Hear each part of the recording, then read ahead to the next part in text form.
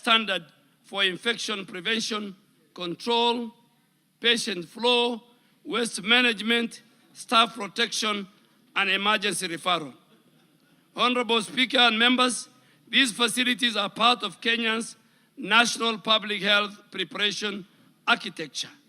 They are not established for exclusive benefit of foreign nationals, foreign governments, or any special category of persons. They are intended to protect all persons within the territory of Kenya, including Kenyan citizens, residents, refugees, visitors visiting our country, diplomats, expatriates, and any other person who may require isolation, testing, or treatment based on the medical need and public health risk. This position is consistent with the Constitution, the Health Act of 2017, the Public Health Act, and the International Health Regulation 2005. If any person is identified within Kenya as a suspected or confirmed Ebola case, the correct public health response is to safely isolate, test, treat, and trace contacts within the jurisdiction where the risk is detected. On personnel readiness, Kenya has mapped a surge capacity of 241 expert responders comprising of 51 epidemiology and laboratory training program, 118 African volunteer health corps professionals, 72 basic health emergency management specialists, and these teams are on standby for deployment to support surveillance, contact tracing, case investigation, laboratory diagnosis, and field responses. Additionally, 1,069 national and county health workers have been sensitized on Ebola preparedness and response through a very structured virtual sessions. On-site training and simulation drills have been undertaken in Busia County and Busia border, where 60 health workers have been trained, and additional exercises are going on. Our plan for the county of Turkana and Trans Nzoia. A national tabletop exercise is scheduled for 15th to 18th June 2026 to test coordination, referral, laboratory, and response. Thirdly, Honorable Speaker, you have asked the measures we have activated as a ministry, which I have really enumerated. Honorable Speaker, in surveillance, the health facility and community-based surveillance have been intensified. Ebola case definitions have been distributed to all counties. Rapid response teams remain on 24-hour standby. Counties have also been directed to identify and operationalize isolation facilities, holding areas, and quarantine facilities. At our points of entry, screening has been strengthened through health declaration requirements, temperature screening, symptoms assessment, and referral protocol. Thermal scanners, holding rooms, ambulance systems are being reviewed and activated in all our priority ports of entry, including major airports and high-volume land border points. On our laboratory preparedness, the virus being an extreme biohazard, 4 laboratories have been designated for Ebola testing. The National Public Health Laboratory, KEMRI Nairobi, and KEMRI Kisumu, and a mobile laboratory deployed to Busia. These laboratories are equipped for molecular diagnosis with a mobile laboratory positioned to reduce the turnaround time in the border region. However, Honorable Speaker, I wish to be very candid with this House. While laboratory capacity is strong, the current stocks of specialized test kits, reagents, personnel protective equipment, which are estimated to support only approximately the first 200 suspects, are in place now. And this is why additional emergency financing and partner support are required to build a more adequate testing capacity. In infection prevention and control, the World Health Organization has provided 1,000 Ebola PPE kits, which are available in the country and being prepositioned to support preparedness activity. Initial preposition is focused on strategic sites, including Kenyatta National Hospital, Kenyatta University Teaching, Referral and Research Hospital, Mombasa, MTRH in Eldoret, Turkana, and other high-risk points of entry. Honorable Speaker, the fourth item was on regional cooperation coordination with our neighbors, foreign governments, and international health agencies. Honorable Speaker, the House requested a report on that. Kenya is working closely with all the affected and neighboring countries, regional institutions, international partners, because Ebola is not a national problem. It's a regional, it's a global security, it's a global public health security threat. The ministry is engaging in cross-border coordination with our sister country, Uganda, with a particular focus on sharing surveillance information, traveler screening, case notification, contact tracing, laboratory referral, and rapid response readiness. Kenya is coordinating, and we have held meetings at the highest level with the World Health Organization, with the Africa CDC, with the IGAD, with the EACC, with the International Organization for Migration, with the US Center for Disease Control, all these at ministerial level, and with other development partners.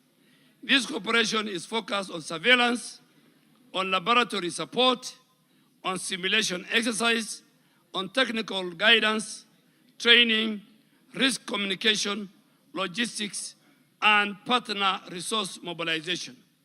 And I wish to emphasize, Honorable Speaker, that international cooperation does not mean surrender of our national authority and sovereignty. All public health decisions within Kenya remain under the authority of the government of Kenya. International partners provide technical assistance, commodities, financing, training, and logistical support. Regarding the recent media reports alleging that Kenya has entered into an agreement with the United States of government to establish a quarantine facility for US citizens or foreign nationals, I wish to state it clearly that Kenya and the US government signed an agreement on cooperation in threat reduction, biological and infectious diseases engagement program on the 24th July 2015 during the state visit of our President and President Barack Obama. President Uhuru and President Barack Obama. The agreements were therefore approved by the cabinet then in April of 2016 and subsequently introduced in this House in Parliament, laid on the table of the House on the 19th of July 2016. Upon undergoing parliamentary procedures and public participation and the House process, the House approved the ratification of the agreement on the 9th of February 2017. This agreement subsequently entered into force on 6th of April 2017 and has a validity of 5 years.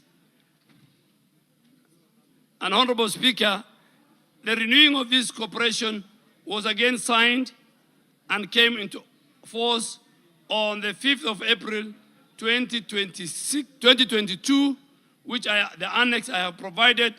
The extended agreement has a validity period of 7 years and is valid to the 5th of April 2029. Further, on the 4th of December 2025, we again signed a cooperation agreement with the United States of government government to strengthen Kenyan healthcare system on our different areas, including digital health, including HIV/AIDS, TB, and malaria. Over the last 23 years, Honorable Speaker, the government and the people of the United States, through the U.S. government health program, has provided close to $8 billion, equivalent to slightly over 1 trillion Kenya shillings, in support of the Kenyan health sector. This investment has significantly strengthened our national response to HIV, TB, malaria, maternal newborn, and global health security. The government of Kenya deeply appreciates this long-standing partnership and remains committed to ensuring that the gains made are sustained through the increased domestic investment, strengthened institutions, and successful implementation of the Kenya-US Health Cooperation Framework, which provides a pathway towards greater country ownership and sustainability of our health program. Honorable Speaker, the proposed Ebola treatment and isolation unit at Laikipia Air Base is part of the 23 similar units to be established in the country as part of our preparedness and response. This facility will jointly be run by the government of Kenya and the US government under the command of the Air Force Commander, the base commander, and the entire medical team of the Kenya Defense Forces, working together with the Ministry of Health. This proposed facility reaffirms Kenya's position as a medical hub in the East Africa region, with the capacity to offer specialized care for complex infectious diseases like Ebola. I must also inform the House that aspects of the matter relating to the alleged international health agreements and containment arrangements are now before court. Accordingly, and in keeping with the doctrine of sub judice and standing orders of this House, I will avoid discussing the merits of any active litigation. But I will, however, continue to provide this House with the government's public health position and preparedness status. Honorable Speaker, you also asked about the establishment and accessibility of the Ebola disease control and isolation centers. Honorable Speaker, the House asked whether Ebola disease control and isolation centers have been established in the country. And I want to say this. I hasten to add that there is a significant presence of Kenyans in the affected regions of both DRC and Uganda. Many Kenyans work in Uganda and do business both in Uganda and DRC. And two of our leading banks, KCB and Equity, employ Kenyans who live in that region. In addition, Kenya has approximately 450 specialized KDF officers and servicemen who are in DRC under the MONUSCO peacekeeping mission. Any of these Kenyans could be exposed and could require a quarantine and isolation facility back home in Kenya. The government has established and designated isolation and treatment capacity as part of our national preparedness. These include, I said, our national referral facilities, our county designated sites, temporary holding areas for points of entry, county isolation facilities. These facilities are being progressively verified for quality, for safety, and for readiness. And I want to reiterate that all such facilities are established for the protection of the people of Kenya and all persons within the Kenyan borders. They are not only foreign facilities, they are not for foreign facilities, they are not exclusive facilities, they are not facilities reserved for any nationality, they are public health assets established and coordinated under the authority of the government of Kenya. In the event of a suspected case, the response will be guided by medical triage, exposure risk, clinical need, and public health protocols. A Kenyan citizen, a foreign national, a refugee, a diplomat, an expatriate, or a traveler will be managed according to the same public health principles: safe isolation, testing, clinical care, contact tracing, prevention of further transmission. Our objective as government is to protect communities, to protect healthcare workers, and the country. When a case is detected, the safest place to manage it is within a properly equipped isolation and treatment facility under the controlled conditions. Finally, Honorable Speaker, you have told me to give guidance on the public health guidance. Honorable Speaker, any person who develops fever, headache, vomiting, diarrhea after recent travel to the affected areas or one of their community members after contact with a suspected case should seek medical attention immediately and report through the 719 public health hotline. Honorable Speaker, our readiness assessment gaps and resource requirement are all provided in this document, and I think I have provided the agreements, the documents, but just to conclude so that I take questions from members, Honorable Speaker and members, it's very important, you play a very important role in the public health protection of our country. Misinformation during disease outbreaks can cause panic, can cause stigma, can delay health seeking and resistance to public health measures. I therefore request members of this House to support the Ministry of Health by amplifying accurate information, encouraging early health seeking behavior, supporting screening at border points of entry, and urging the public to use the official 719 hotline. Honorable Speaker, I want to repeat for emphasis, Kenya has no confirmed case of Ebola virus disease. Our surveillance systems are active. Our laboratories are functional. Our points of entry are screening travelers. Our rapid response teams are on standby. Our health workers are being trained. Our isolation facilities are being verified and strengthened. And the government of Kenya remains fully in control of the preparedness and the response architecture.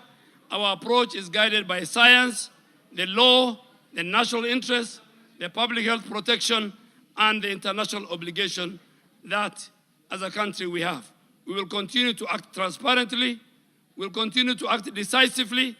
We will continue to respond responsibly in order to protect Kenyans and all persons within our borders. I thank you, Honorable Speaker, and I'm ready to respond to any questions from the honorable members. Thank you, Honorable Duale. Sarah Korere. Thank you, Speaker. Speaker, we've had a very elaborative explanation from the Cabinet Secretary. And Speaker, coming from Laikipia, we have a lot of reservations and especially concerns from the people we lead because we are representatives of the people. Speaker, it is clear that this Ebola is rare and fatal disease. And common sense will dictate that if this disease starts in a particular place, it will be natural that you just contain it where it has started. I want to ask the Cabinet Secretary. He has said that the government of Kenya and the government of the US signed an agreement way back in 2015. And in 2019, there was Corona, which was a global problem. We didn't see the US come out the way they have come out now to construct a Corona isolation center or a center to help the corona people who are infected by corona in Laikipia or anywhere in this country? And if they have, probably the cabinet secretary can tell us. About this Ebola thing, I want to ask the cabinet secretary. You know, it's very unfortunate that we saw a US Secretary of State in Washington declaring that they will not allow even one single case of a corona-infected US citizen, I mean Ebola, set foot in America. So if they are infected in Congo, they will not take them to treat them in America. They will not treat them in Congo. They will bring them to Laikipia. And you know, members, allow me to say this. You know, the people of Laikipia, we have never healed from the aftermath of colonization. We still feel that even today we are still being colonized because half of our land went to the British colonizers and it later on went to their citizens, and we have never regained a single inch of the ranches they took from us. And now they want to bring corona. And you know, I mean Ebola. And you know, I'm just saying because I represent people who are concerned that if Americans are to be flown to Laikipia Air Base to be treated there, what happens if this disease, God forbid, you know, leaks out and probably people around Nanyuki are infected by Ebola? Will the American government take charge and treat the Kenyan citizens the way they would like to treat the American citizens? That is one. You've made your point. There are many interests. Let me finish. I can't allow you to continue making a speech. I'm finishing, finally. The concern also is we have a lot of tourism in Laikipia. And as I speak now, there is a lot of cancellations by the people who are traveling to the lodges of Laikipia. Can the cabinet secretary tell us how are they going to communicate to the citizens? Because probably most of this mayhem is because of miscommunication. Whose message is it that the citizens are getting miscommunicated by people who are not in authority to give that information to them? Why should the people who are in authority didn't give the correct information to the citizens of Kenya and the citizens of Laikipia?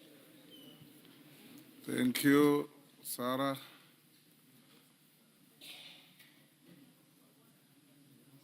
Mere Mase.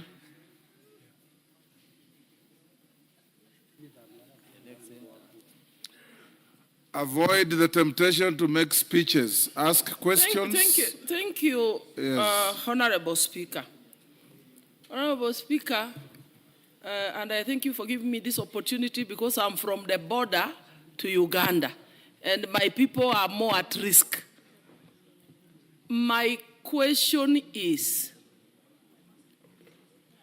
I have listened to the PS, to the CS, I'm very sorry, to the CS.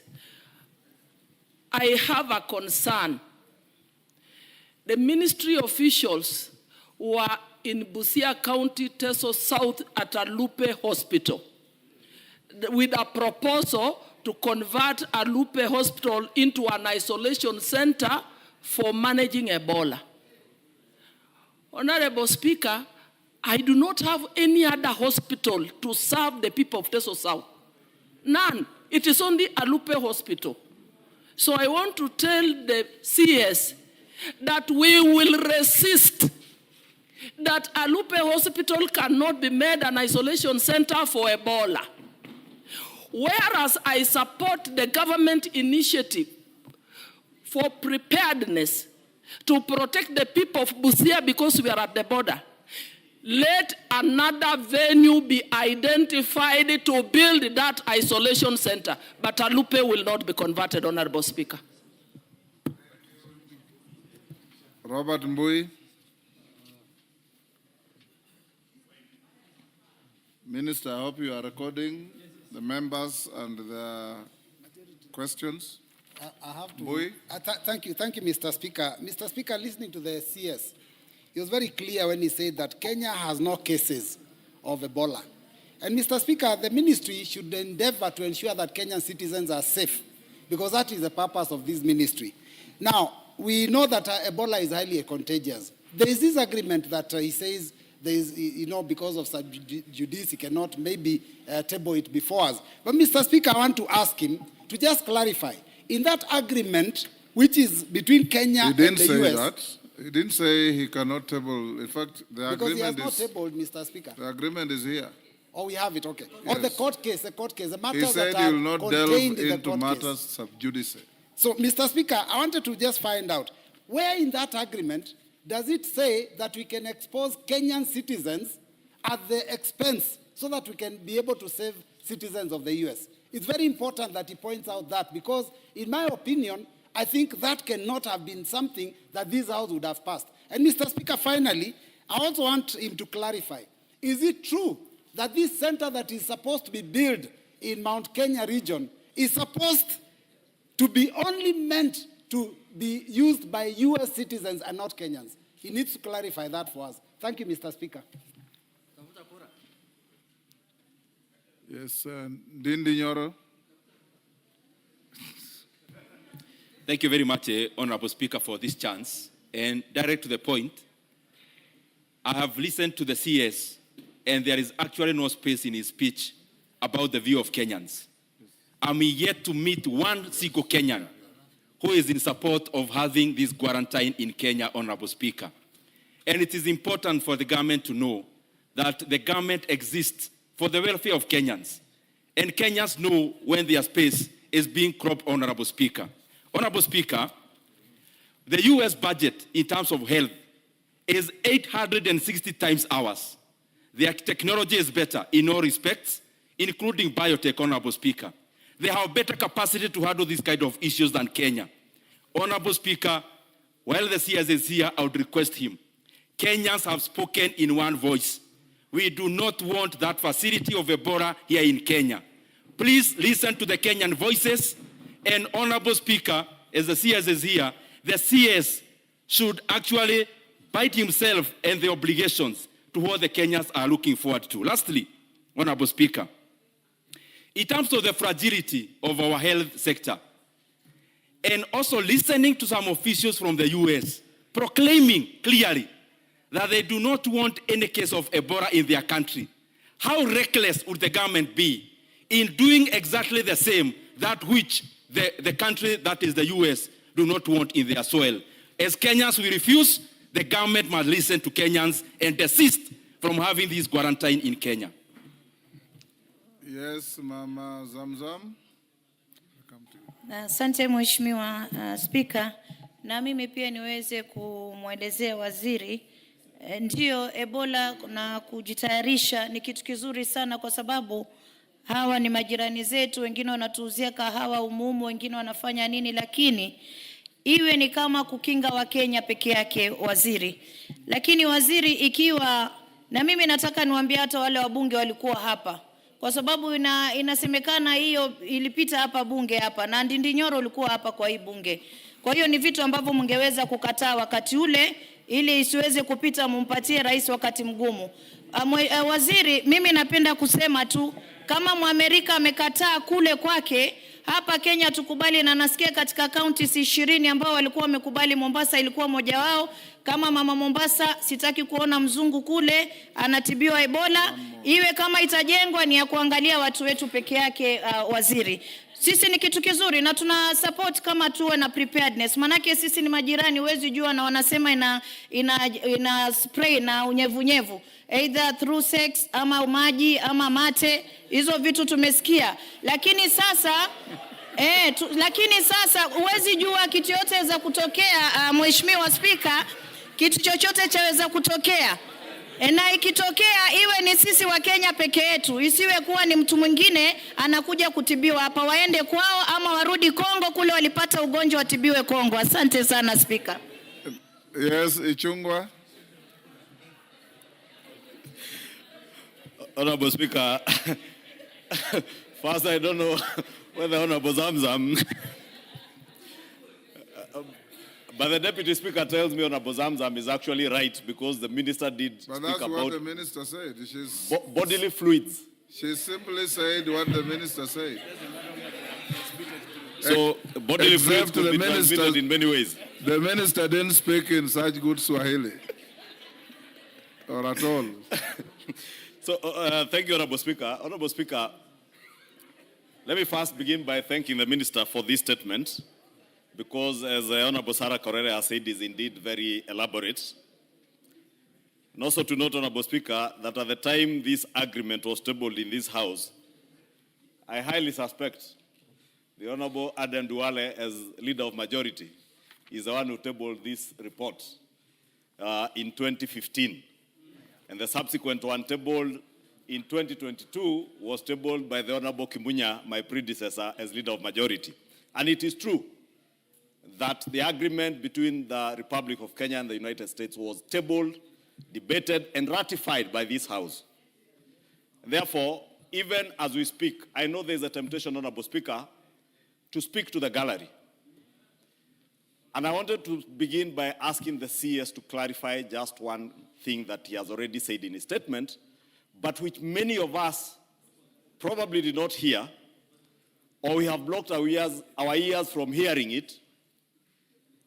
And because I have the privilege of having a copy of this statement here, Honorable Speaker, the CS did state that the proposed Ebola treatment and isolation unit at the Laikipia Air Base is part of the 23 similar units to be established in the country as part of our preparedness and response.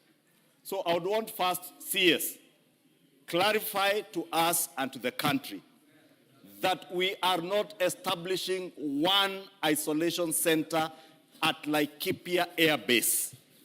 The one at Laikipia Air Base is one amongst 23 others. Two Honorable CS, including some of the ones, the minister did name a few, including one in Busia, was it Alupe or somewhere? Order. Gone. Two, Honorable Speaker, I want the minister to clarify to us and to the country something again that he has said in this statement, that this isolation center is not being established for foreigners exclusively. The minister has said that we have 2 Kenyan banks with Kenyans, our sons and daughters working in the DRC, some in Uganda.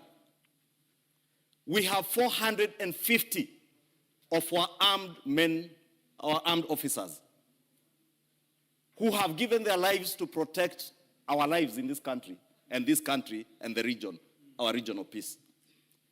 Should any of those 450 of our officers, our sons and daughters in DRC, God forbid, catch the Ebola virus, where shall we take them? Do we take them to America?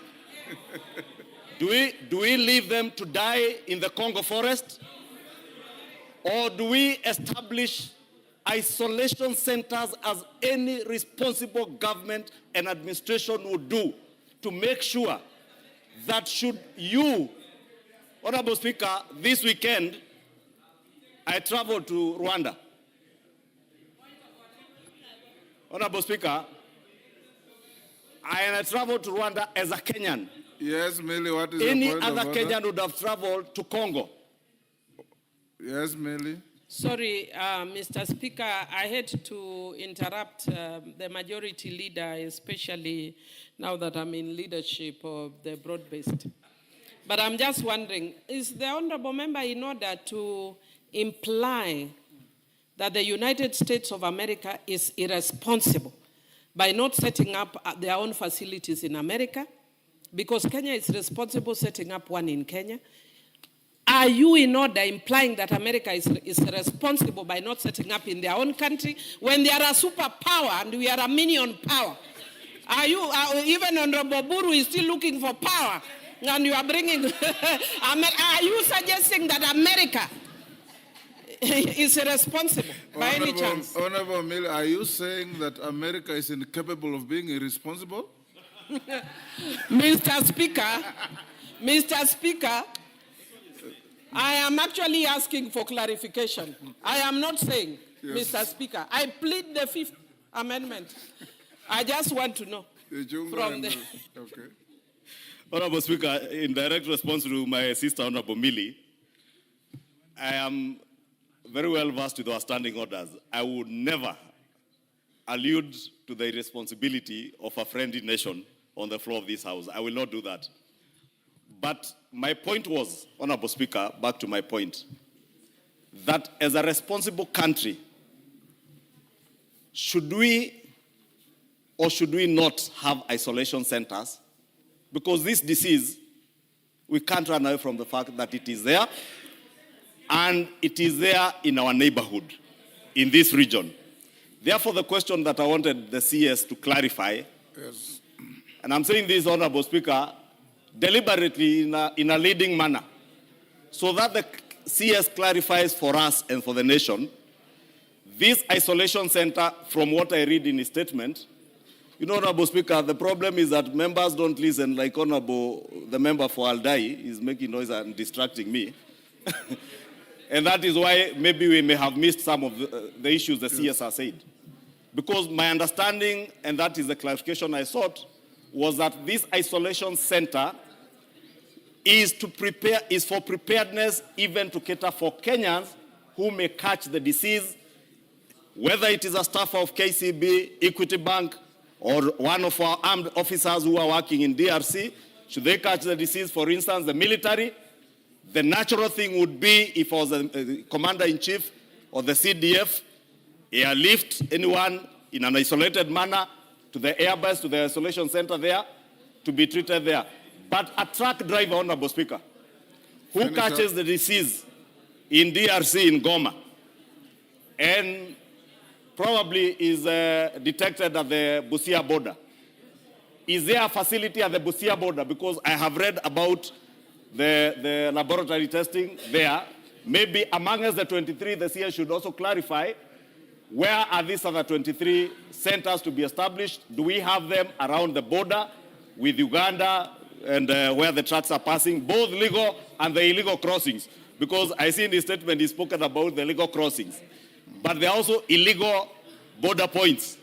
What are we doing? Lastly, CS, on your preparedness, you have spoken about the contact tracing. We're at about 100%, 87% on laboratory readiness, rapid response teams at 90%, infection prevention and control at 56%. But you have also told us that we have kits for the first 200 suspected cases. And that is where preparedness comes in, Honorable Speaker, and I hope the CS can tell us, have you then prepared? Because I've also seen your request. You are saying the first 100 cases will cost about 2.686 billion. Is this money already provided for in the budget? Or should we, as we go to the budget process, now factor additional resources for this preparedness for Ebola? Because the first 200, if we learned anything from COVID, to get from 0 to 1,000 cases would take less than 3-4 weeks. Therefore, Honorable Speaker, I will just seek those clarifications. And Honorable Speaker, let me just close by saying this. Ebola is a dangerous disease from what we have seen. But as a country, we must be prepared. And those isolation centers ought to be there, but they cannot be exclusively for others to use without Kenyans. And I think that's the very critical clarification. Because, Honorable Speaker, you know, in closing, this country, as Michael Joseph once told us, we have peculiar habits. Now, as politicians, many of us are very good experts in Ebola. And many Kenyans, almost all Kenyans are experts in Ebola. Let us hear from the experts, including the doctors here. Waziri, let him respond to those. But before that, Minister, allow me to acknowledge your children, students in the galleries. In the Speaker's Gallery, we have Githunguri Girls School from Kandara, Muranga. We have St. Musingo High School from Ikolomani, Kakamega. Students, when your school is mentioned, you stand up to be acknowledged. In the public gallery, we have Kapsimbeyo School from Kuresoi South, Nakuru. USIU Africa, I believe there are students from Roysambu, Nairobi. Masjid Al-Amen Academy from Starehe, Nairobi. Gijiwe Methodist Fellowship from South Imenti, Meru. And Githurai Mixed School, Ruiru, Kiambu. On my behalf and on behalf of the House, we welcome the students, their teachers, and those accompanying them to Parliament. Minister, you can proceed to respond. Thereafter, we'll take another round, which will be the last one. Thank you, Mr. Speaker. Mr. Speaker, I am ready to answer the valid questions by our honorable members, my colleagues. But Honorable Speaker, we are dealing with a very abnormal situation. And I want the House to look at the Public Health Act, Section 35 and Section 36. That mandates the Ministry of Health to take all the necessary action to protect and safeguard the safety of our citizens, our visitors, and all those who live within the borders of our country from any of the infectious diseases. To my sister, Honorable Sarah Korere. But before even Honorable Speaker, I answer that question, first I think for information, we have 12 counties which are very high risk. These counties are Nairobi, Mombasa, Uasin Gishu, Busia, Kisumu, Bungoma, Trans Nzoia, West Pokot, Turkana, Homa Bay, and Migori.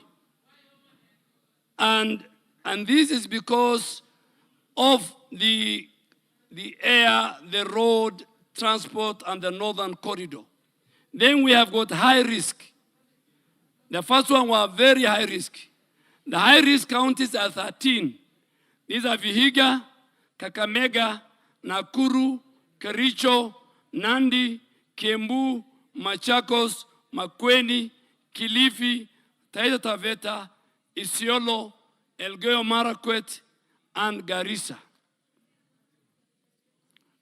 Honorable Speaker, again, for the information of the House, as of today, we have designated, verified 3 major hospitals as treatment centers. Kenyatta National Hospital, the Kenya National Police Hospital, MTRH in Eldoret. Secondly, we have also identified that we are in the process of completing the isolation, the treatment center of 2 hospitals in Busia. And I want to urge my sister, Mary Emase, even before COVID, the people of Busia and the country as a large, under the Ministry of Health, agreed that Alupe Hospital, a research center, is one of the very few infectious research hospitals. So in terms of qualification, that hospital is the most qualified because it's a research and infectious. Where have we done that? So in Busia, we have Alupe Sub-County Hospital, Referral Hospital, and we have Kocholie Sub-County Hospital. The reason why we picked on those 2, you know, that is where the biggest crossing. For the record, it's called Kocholia, not Kocholia. Kocholia.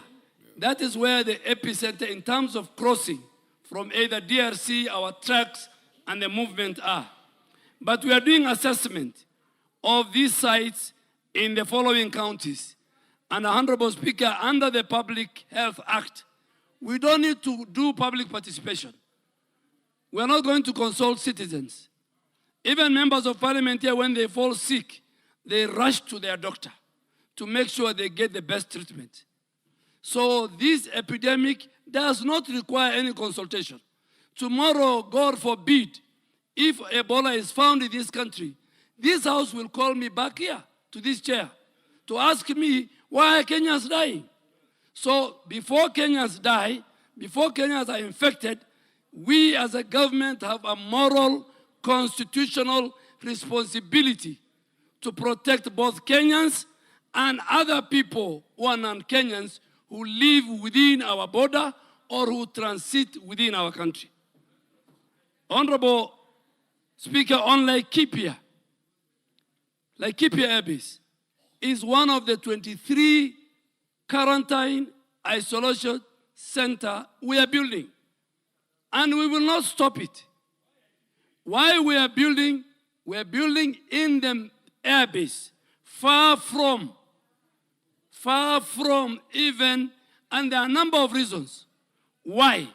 The runway in Laikipia is one of the longest runway. That is where we have KDF medical team. That is why even our 450 Kenyans who are serving today under the UN, our special forces, the quick response unit. I'm the speaker, I was a minister for defense. I went to Ituri. I know all those areas, those who have gone to Lumumbashi. Kenyans, the biggest hospitals in DRC are run by Kenyans, are owned by Kenyans. So we must protect, Mr. Speaker. So Laikipia will protect both Kenyans and the US. Honorable Speaker, when we had the COVID, and some of us were members of parliament here, the UN, the US, and many other international bodies built a hospital in Nairobi Hospital, a UN specialized hospital to deal with COVID. There was no noise that time. We have a responsibility to protect the residents. Let him respond. Honorable Speaker, on what the Secretary of State, Mark Rubio, said, that if it was said by the Minister, the Secretary of Health, I will respond. But I think that is an area for diplomats. The best person to respond to this House is the PCS. Because if it was my colleague, C.S. Kennedy, Alupe have answered very well. Laikipia we will build. Honorable Dini Nyoro, I think you are a bit very unfair. Because if all counties refuse to host isolation centers, the way you are suggesting, where will the Kenyans who will be infected, God forbid, go? I mean, as a leader, I don't think that way we can be irresponsible. And I agree with you, Madam Zamzam. Semen is part of the fluid. You are right. You are right. I saw people laughing at her. Body fluids. When we talk of body fluids, there are different types. Semen is one of the body fluids. So, Honorable Ndindi Nyoro, I really want to urge you, my very good friend, if we say every county refuses, then where are we going to treat Kenyans? Are we going to treat them up in the air? We as a government have a responsibility. We can still even create another isolation center in one of our barracks in any part of the country. If today it was in Mordecai in Garissa, in Isiolo, so it will treat both Kenyans and foreigners. And please, let us not politicize it. And it was for the good of our country. It was good for our country. Kenya, Honorable Speaker, is number 2 in terms of healthcare delivery. South Africa is ahead of us. And very soon, even the US that you are praising, having a very good healthcare system, I can assure you, under the good leadership of President Ruto, we will become number 1 in healthcare delivery in another 10 years. Honorable Kimani, I have given all the 23 on our table of all the isolation centers, including let us not politicize the health of our citizens. And I want to ask a question, Honorable Speaker. A Kenyan who is in DRC crosses today. He passes through the the scanners in Busia. Minister, you are not here to ask questions. Yes. Give No, a hypothesis. No, Honorable, I want to compare with the US one. Yes. If a Kenyan crosses and then the scanners don't detect as having Ebola, the incubation period for this disease is 3 weeks. He comes and joins his family and the community. After 2 weeks, he's found to be infected with Ebola. What is the damage that Kenyan can cause? You know, we must look at how to save the nation. So we are more concerned about Americans coming, but we are not concerned about even the thousands of Kenyans, truck drivers who pass every day, go on there. We are just focused. Let us not make, Honorable Speaker, this thing more of the Kenya Kwanza administration. The health of the citizens of our country is a collective responsibility. Those in government, those in the opposition. We can play around with anything else. Honorable Speaker, the Honorable Sarah Korere, there have been 16 other previous Ebola outbreaks in our country. This is the 17th one. So it didn't come with this government. COVID was not with this government. So, and then Ebola and all infectious diseases, they don't know borders. They cross. They can cross from anywhere. And we must make sure the isolation and treatment centers, including the one in Laikipia, are securely controlled. The environment, even within the Laikipia, in fact, because it's a military camp, is even more secure than the ones we are putting in the counties. Any one of us can be infected with Ebola, God forbid. Healthcare workers will be trained. Waste management will be done. Honorable Speaker, Honorable Mary Emasi have answered a question. Honorable Ndindi have answered this question. I think there was Honorable Zamzam under the International Health Regulation Act of 2005, which this House has adopted. We are obligated. We are part of the global community. We are part of the global health security. Kenya is celebrated as one of the key leaders in global health security.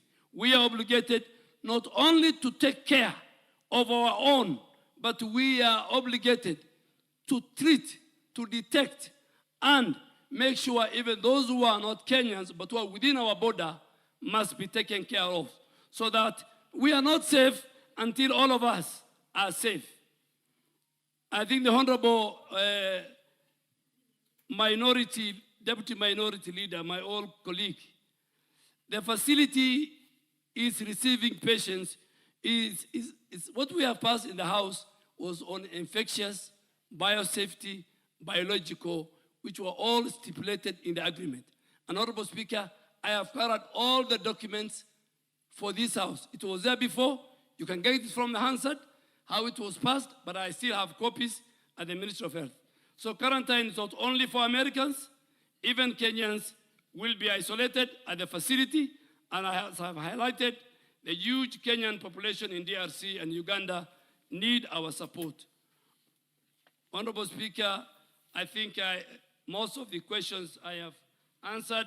The last one is, let our preparedness and response be dictated by science and not by politics. How we respond, how we protect our citizens from Ebola, which has no vaccine, it should be guided by science, but not politics. We'll go back to politics when we know the country is safe, the citizens are safe. And Honorable Speaker, finally, Nairobi is the center of the diplomatic community. The UN at Gigiri, the only one in the global south, extra 8,000 staff have been brought in the last 3 months. This is where we have the multilateral institutions. This is where we have JKI last year received 9 million visitors and about 3 million tourists. All those, plus our citizens, we must be cognizant of their health. Honorable Speaker, so Laikipia, Honorable Korere, the one on the land taken, I think it is this House again which has passed the agreement between us and our UK partners. So there's nothing illegal the government has done. Let's all of us be the voices and help us communicate to our constituencies that Ebola, and particularly this variant, is dangerous, it has no cure, and all of us must be vigilant and alert, and those of us in the health ministry, we will protect our citizens. Order, Mary Masse. What is it, Masse? He has responded to your question.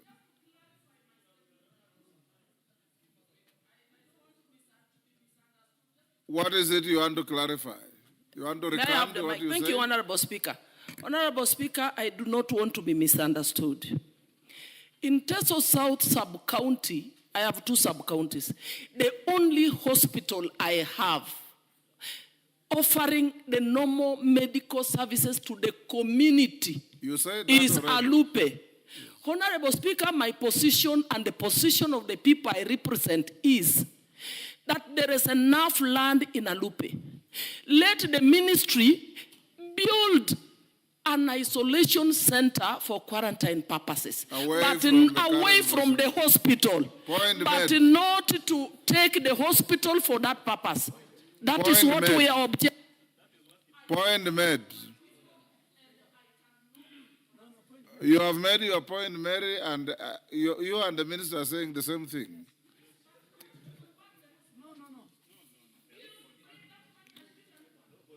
Honorable members, order. Honorable members, the time I allocated has been overshot. Just hold your horses. Has been overshot by 9 minutes. Given the interest, and whoever I give, you just ask a question. No speeches. So that we can take another 10, 15 minutes. And you're obligated to extend from 10 by the time we are consuming now until we finish. Okay. I will give 3. Okay. My minority leader, Junet, you will be number 1 on this side. Number 2, I'll give Honorable Kiamba Susan. That is number 2. Number 3, I'll give the Chair of Health. This side, I'll give Professor Jaldesa, number 1. I'll give my Deputy Speaker, number 2. And I'll give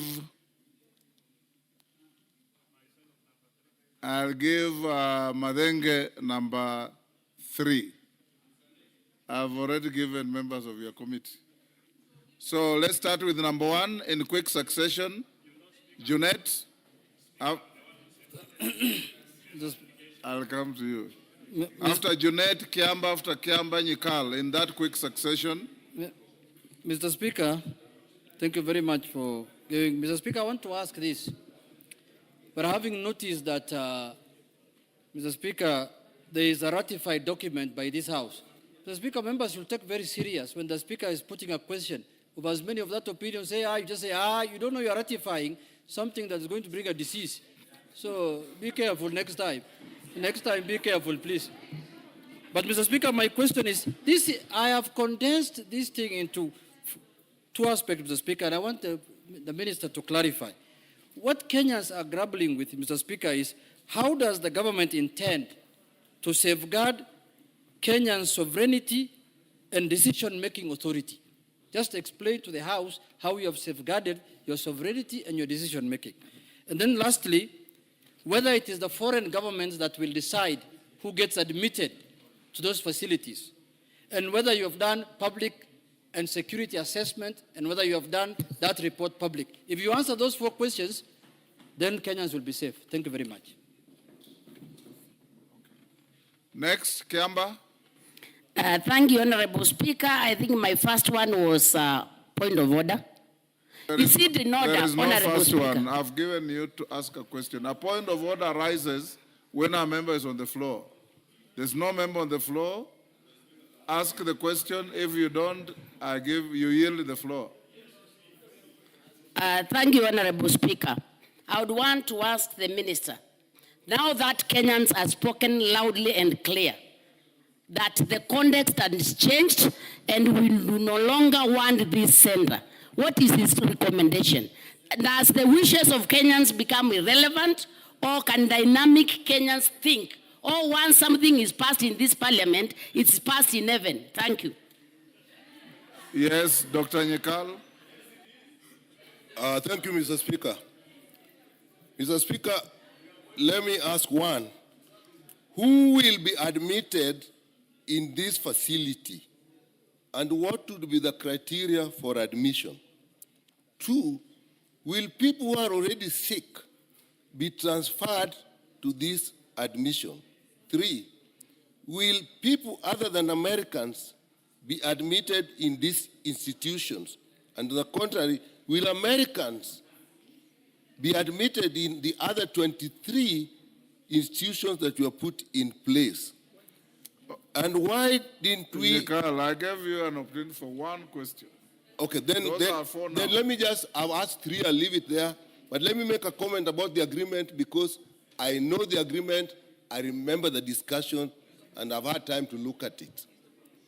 The agreement is a general agreement, Mr. Speaker. It is not just Ebola, it is other diseases, it is nuclear materials as well. And in every point in the agreement, it says with mutual agreement. At every point in that agreement, it says with mutual agreement. So, Mr. Speaker, I only wanted to make those 2 points. What is the point of order, Carolo Monde? What's your point of order?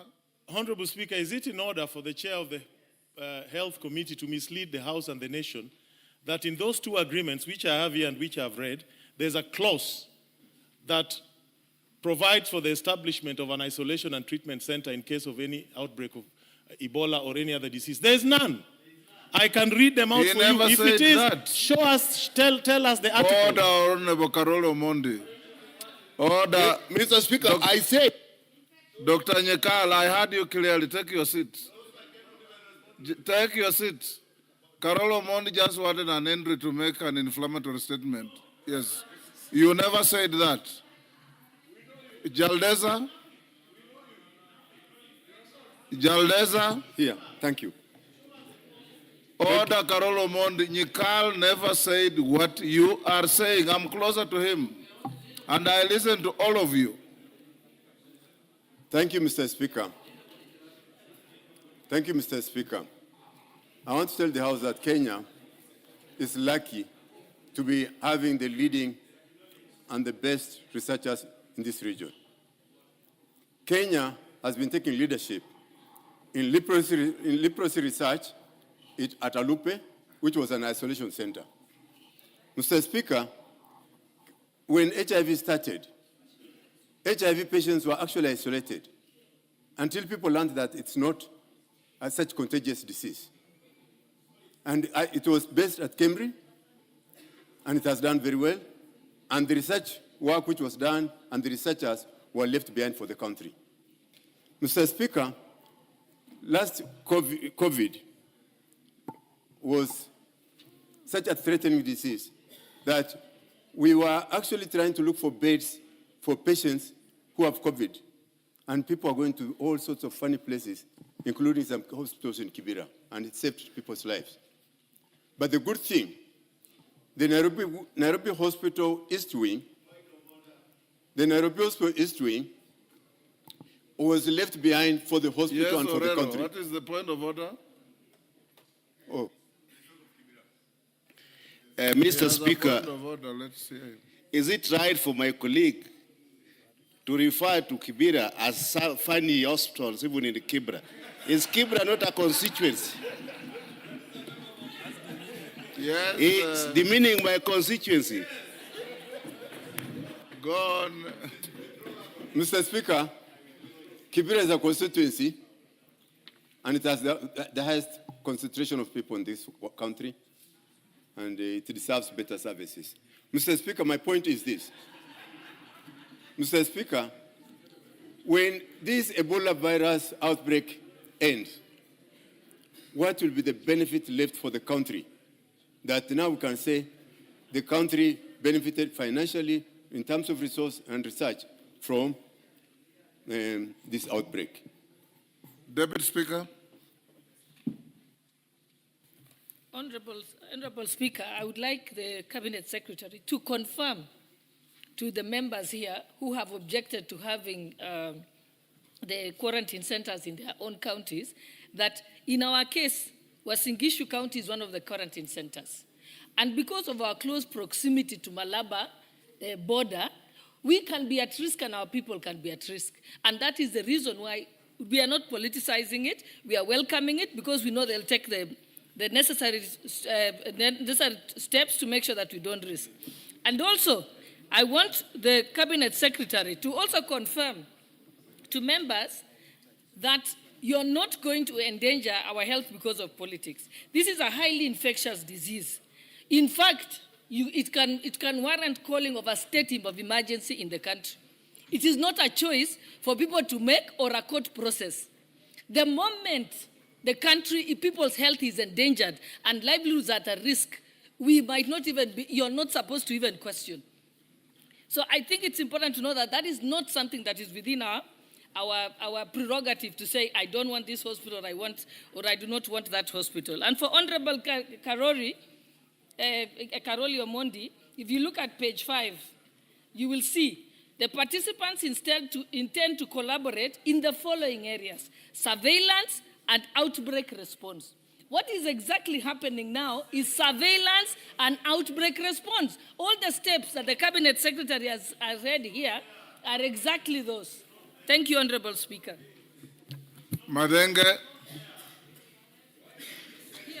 Thank you, Honorable Speaker. Honorable Speaker, I want to draw the Minister to the attention to the first agreement that was tabled in this House for ratification. On page 6, Article 3, Executive Agents and Implementing Agreements. For the United States, the agent responsible is the United States Department of Defense. And therefore, Honorable Speaker, the Minister cannot fail to respond to the words of the Secretary of State in saying that the United States will not allow Ebola-infected patients into their borders, because that is the issue that Kenyans are talking about. In Kenya, it is the Ministry of Health. So, CS, you cannot abdicate responsibility. Honorable Speaker, my second content, again on the agreement, is Article 11, page 11, that this agreement shall remain in force subject to Article 13.2 for a period of 5 years from the date of entry into force and the ratification by this House. There was no express, although there is a provision in 3, this agreement may be renewed for an agreed period upon mutual consultation and consent. In the approval provided by this House, did this House envisage that when I am talking about the approval by the House. The approval by the House. In the approval by the House, did this therefore mean automatically that then when the Cabinet then renewed, that extended the approval granted by this House? Lastly, Honorable Speaker. I gave you an opportunity for one, Madenge. Allow me just one. The committee recommendations, Honorable Speaker. Number 5, the implementing review committee be constituted and should develop a mechanism for reporting back to Parliament on the status of the implementation of this agreement. How many reports, Honorable Speaker, have been brought to this House on the implementation? Minister, before you answer, let me give the Minority Whip, Millie. Millie. Thank you. Ask one question only. Thank you, Mr. Don't make Speaker. a speech. No, I actually wasn't going to give a speech. You are the one prompting me. But I'm not asking. I will stop you if you I'm try. not asking. I'm not going to. Go ahead. Millie. Thank you, Mr. Speaker. Mr. I've Speaker. given Millie on account of being your leader. Go on. Thank you, Mr. Hey.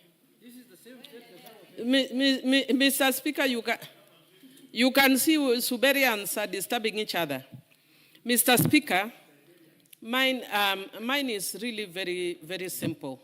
And if you listen to the concerns, Kenyans are not really too worried about setting up of centers that protect Kenyans. Kenyans are worried about the statement that was made by by Rubio from the US that seems to imply that this facility is for Americans to protect Americans so that the infected Americans do not touch American soil. And Mr. Speaker, if you want my opinion, it was a very irresponsible statement. yes, it was a very responsible statement. Yes. And all I want to ask Honorable Duale, even though he's throwing back this to the Ministry of Foreign Affairs, is what is he doing to deal with this issue squarely with America? We have seen our counterparts in West Africa when they're being bullied by the French, that they take a firm position and say no. So what are you doing to tell America that they are a friendly nation and we are friends to them, but we cannot allow a situation that compromises our own nationals to maintain that friendship? We cannot allow such things in Kenya. Thank you. Last, Bukose. Thank you, Honorable Speaker. Honorable Speaker, I want to confirm that when the report was tabled in 2016 by the Committee of Health, I seconded that report, and the chair was Honorable Nyamai. What I wanted to ask the Cabinet Secretary, what I wanted to ask the Cabinet Secretary, why are you laughing? No, it was Honorable Nyamai. If it's a statement of fact, it remains a statement of fact. It's a statement of fact. Yes. Honorable Nyekalu was a member of the committee.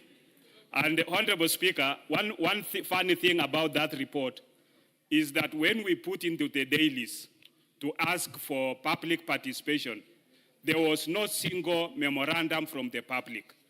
Nobody wrote anything. And I think Kenyans also need to be responsible. They must be able to look at some of this when the parliament puts a document for opinions or memorandum in the dailies, that they should also be able to give inputs. And therefore, honorable members who are not members of parliament by them cannot say that they were not Kenyans at that time. They needed to have even put their input. What I wanted to ask the Honorable Minister, Mr. Speaker. Kajiado South, Parashina, what's your point of order? Mr. Speaker, is a member in order to come to maybe to relate the public participation by then and what is going now is Ebola. So we're talking about the Ebola, the foreign, whatever is happening is the question is about Ebola. It's not about the agreement by that time. I think you're wasting my time because you don't understand. This is the problem of not understanding what we were ratifying.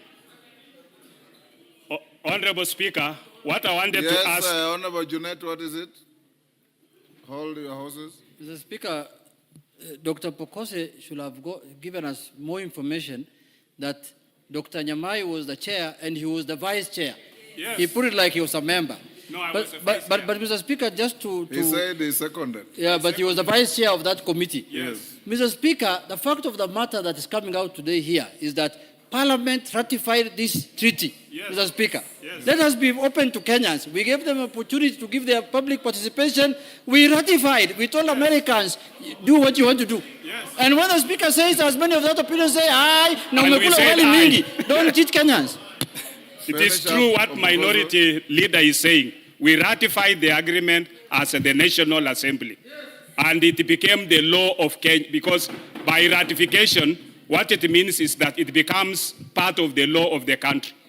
Ask the question. My question to the Cabinet Secretary, you know, when people are raising about the isolation centers being set up in certain areas, does it mean the whole hospital becomes an isolation center, or there is a specific area within the hospital that is set up as an isolation center? Because I think that is what Kenyans need to understand publicly, so that, like my colleague, when we talk about Koicholwa or Alupe, thinking that the whole of Alupe is an isolation center. So I think the Cabinet Secretary needs to clarify. Even as we speak of Kenyatta having an isolation center, what does it mean? Thank you, Honorable Speaker. Minister, can you answer all those in 5 minutes? Yes, Honorable Speaker. Honorable Speaker, let me start where Honorable Pukose left. That isolation centers are not part and parcel of the hospital where citizens access for other services. And it's not something only with Ebola. It is a standard procedure when an infectious disease happens, whether it is Marburg, Mpox, name it. So even in Alupe, in any facility, even in Laikipia, it is very far. Those who come from Laikipia know the expansiveness of Laikipia Air Base.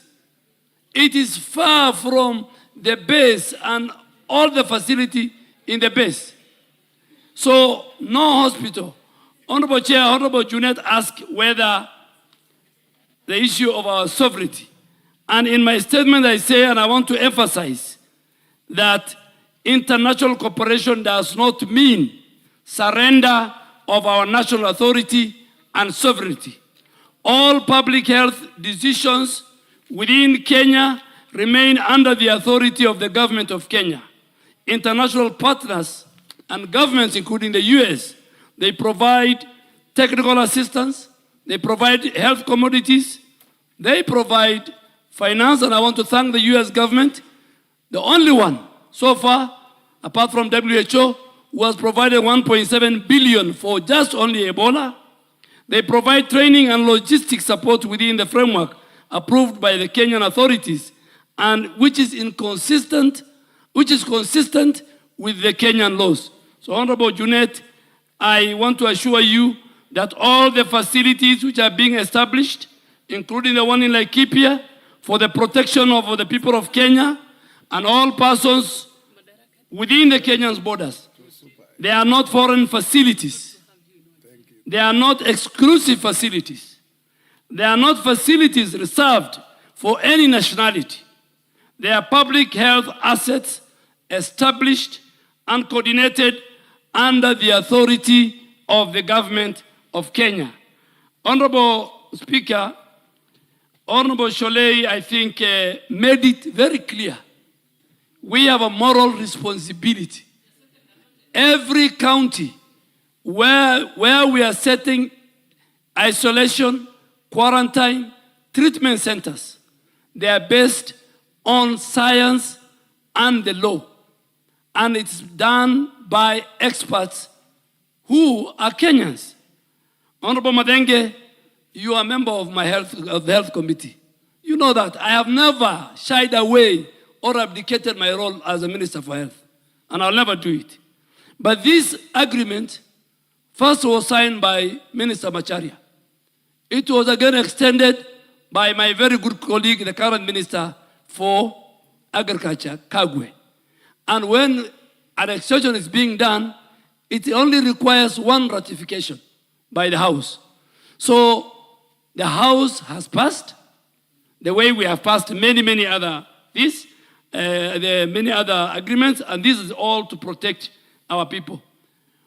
Honorable Nyikal, Kenyans will have a priority in admission to any of the centers, including Laikipia. And we should not be very much preoccupied just one center. I don't know what is so fast about Laikipia. We have 23 centers. Even in my own backyard in Garissa, it's one of the counties. Tomorrow, if we agree to put it, and we're going to put it, the people of Garissa will be saved. So we have 23 centers, Laikipia included. And Kenya is one, and let us promote one Kenya, one health, and we protect Kenyans regardless of where they come from, regardless of their counties. We need the isolation quarantine centers, Honorable Speaker, first and fundamentally, morally and constitutionally, to protect our citizens, Kenyans. Again, also to protect other people who live or who come through our country. But for our partners who have signed the agreement, they can access these centers. Americans can access any of the centers. Of course, Laikipia is one of the centers they have jointly worked with the Kenya Defense Forces. Honorable Speaker, Honorable Susan talked about loud and clear. I don't know, I can't answer what is loud and clear, because Kenyans, when they want to make their choice, they do it through a referendum or through public participation, not through demonstrations.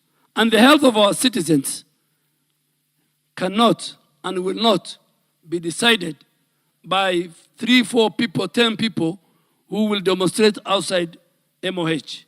Tomorrow, even Ebola, God forbid, finds itself in our country, the person and the people who will be held responsible is the current government. And we must do whatever it takes to protect the citizens of our country.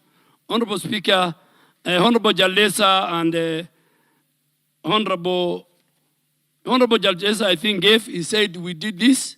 We have the best capital. Jaldesa didn't ask a question. Yes, Honorable Millie. Please, my good, we join Millie, Honorable Millie, together to this House of Excellency, Honorable Speaker. Don't compare us with some other places. We are ahead. We are number 1 in the healthcare. We have a very good relationship with the US. They spent $8 billion.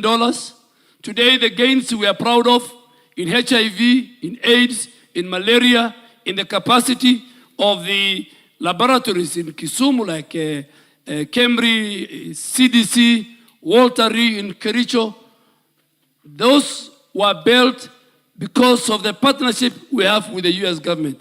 For Mark Rubio, I think Senator Mark Rubio, the Speaker, has spoken about it. He's a former long-serving Kenyan foreign minister. He understands diplomacy better than me. I've never been a diplomat. Thank you, Mr. Speaker. We'll end there. Yes, Nyekal. Which one? Will people who are already sick where they are be transferred to this unit?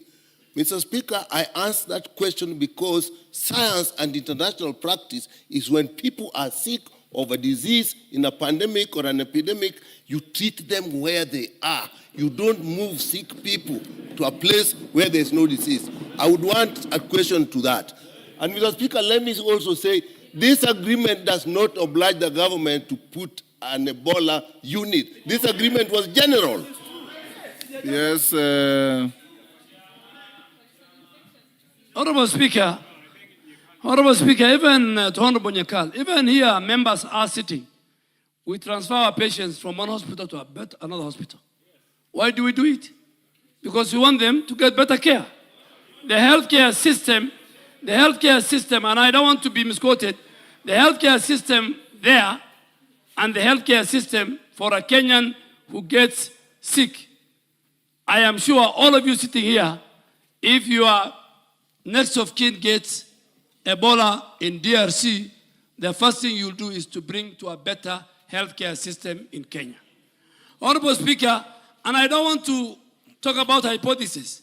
As of today, there's no Ebola outbreak. So don't take me to a situation where I discuss about people who are infected with Ebola. When that comes, then the House can call me back and ask me that question. That, are you bringing in people who have Ebola? As of today, there's no Ebola patient in Kenya. When that time comes, I am around, the House can call me back. And there, honorable members, we'll now go back to order number 8. It is now 4. You'll call it. Well, it's now 4:23. This second allotted day will end at 7:23. And the next allotted day will end at 10:23:25. Call out the next order. Minister, you are released to go back to your office. Order number 8, motion, consideration of the budget estimates for the financial year 2026-2027, general debate, second allotted day. My record shows the Honorable David Ndakwa, member for Malava, had 6 minutes to go. Ndakwa, you have the floor. Thank you, Mr. Speaker, to have given me this opportunity to continue with the debate on the consideration, the estimates for this financial year, 2026-2027. As I had done my first point, Mr. Speaker, I would like to emphasize on the youth funding, which is an empowerment programs for the youthful Kenyan population, which is a potential that remain underutilized.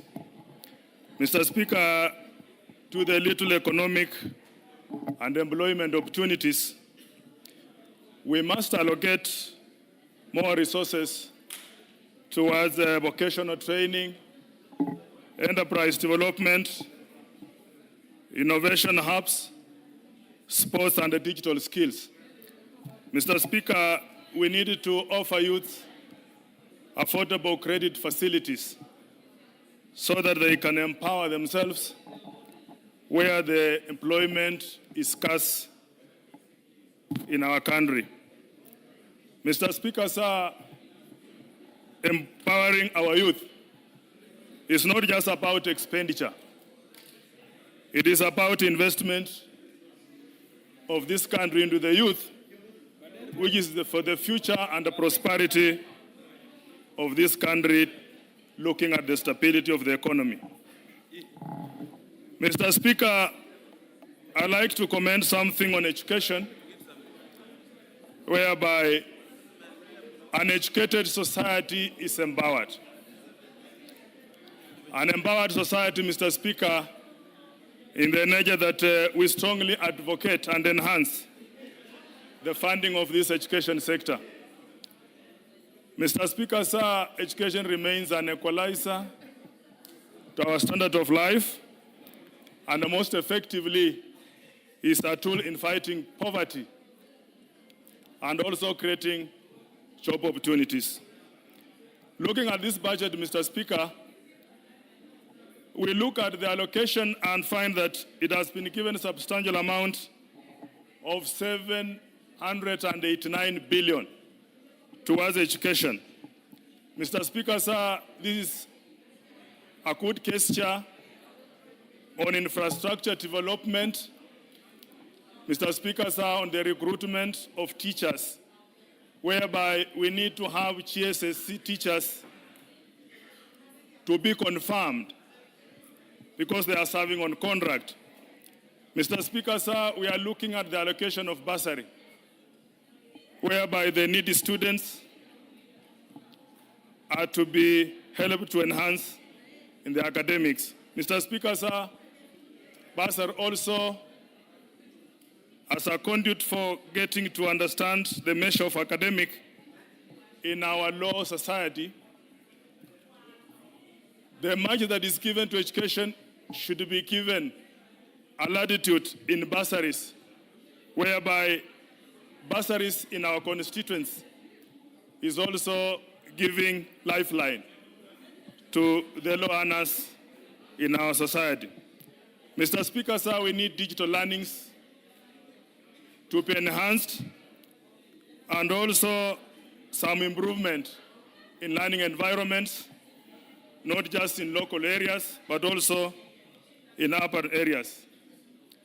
a denied child to access education is a disservice, because for equity in understanding what education is all about, to acquire knowledge, Mr. Speaker, we need quality education and we need financial constraint. Mr. Speaker, sir, looking at this budget on healthcare has been given an allotment, Mr. Speaker, that I find to be well, depending on the primary healthcare, Mr. Speaker. An improved access to healthcare, Mr. Speaker, it can keep some good survey in equipped hospitals, whereby health centers, like where I come from,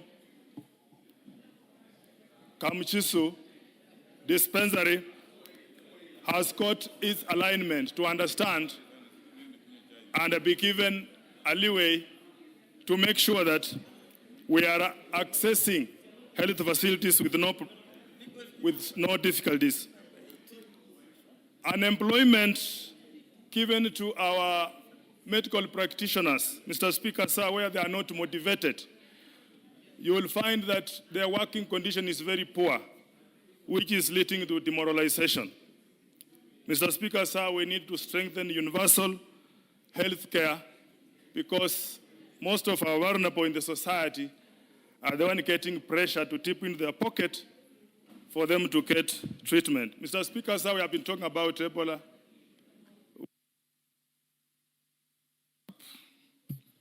Martin Owino, did you speak to this? Okay, get yourself out. Victor Koech. I'm following the screen. Thank you. Thank you so much, Honorable Speaker, for the opportunity as well to contribute to the motion that is before this House on the consideration of budget for the financial year 26-27, Honorable Speaker. I will constrain myself, Honorable Speaker, to the most of the basic needs. And as to why I say so, Speaker, is because where I come from and where we, members of the rural constituencies and single constituencies that we come from, Honorable Speaker, there are basic needs that still require proper budgetary consideration. Honorable Speaker, on matters education, as far as we are happy with what the Department of Education is doing and are planning to appropriate good monies to infrastructural development, Honorable Speaker, it is very paramount for this House, Honorable Speaker, in the future to as well consider the constituencies that are believed to be underdeveloped. Because, Honorable Speaker, a constituency like Chepalungu constituency that has 187 primary schools that are registered, that has 97 day secondary school that are registered, Honorable Speaker, that is a 5-ward constituency and getting an allocation of 192 in CDF, Honorable Speaker, it is paramount and it's reasonable that the budget and the chair for budget is here, and I'm happy he visited Bomet County, the first ever budget chair to visit Bomet County. He was there in person, he listened, he went through the proposal that we gave him. And I have a belief that he understood the reason where we're coming from, that Chepalungu constituency and other rural constituencies require affirmative action so that our students can be able to compete fairly. Because, Honorable Speaker, they say education is an opener and it's an equalizer. Failure for rural constituencies to have basic infrastructure like the laboratories, like the libraries, like tuition block classrooms, Honorable Speaker. That is why we call upon the Department of Education, together with the chair for budget, to be considering such constituencies like Chepalungu constituency. Honorable Speaker, when you talk about TFET, we know the steps that TFET has put, the efforts that is being put by the TFET department in enhancing and in disseminating knowledge, the skills, the basic skills. There are other constituencies, like my constituency, Chepalungu, that has an incomplete lab. And that is why we always run to the budget committee to ask if we can at least get some few shillings to complete such infrastructure. But, Honorable Speaker, there's something that has been crossing my mind for so long. Because we give free registration, free examination fee, courtesy of the government, to the grade 12, let me say to the Form 4s. We also give it to, previously, under 844 to Class 8.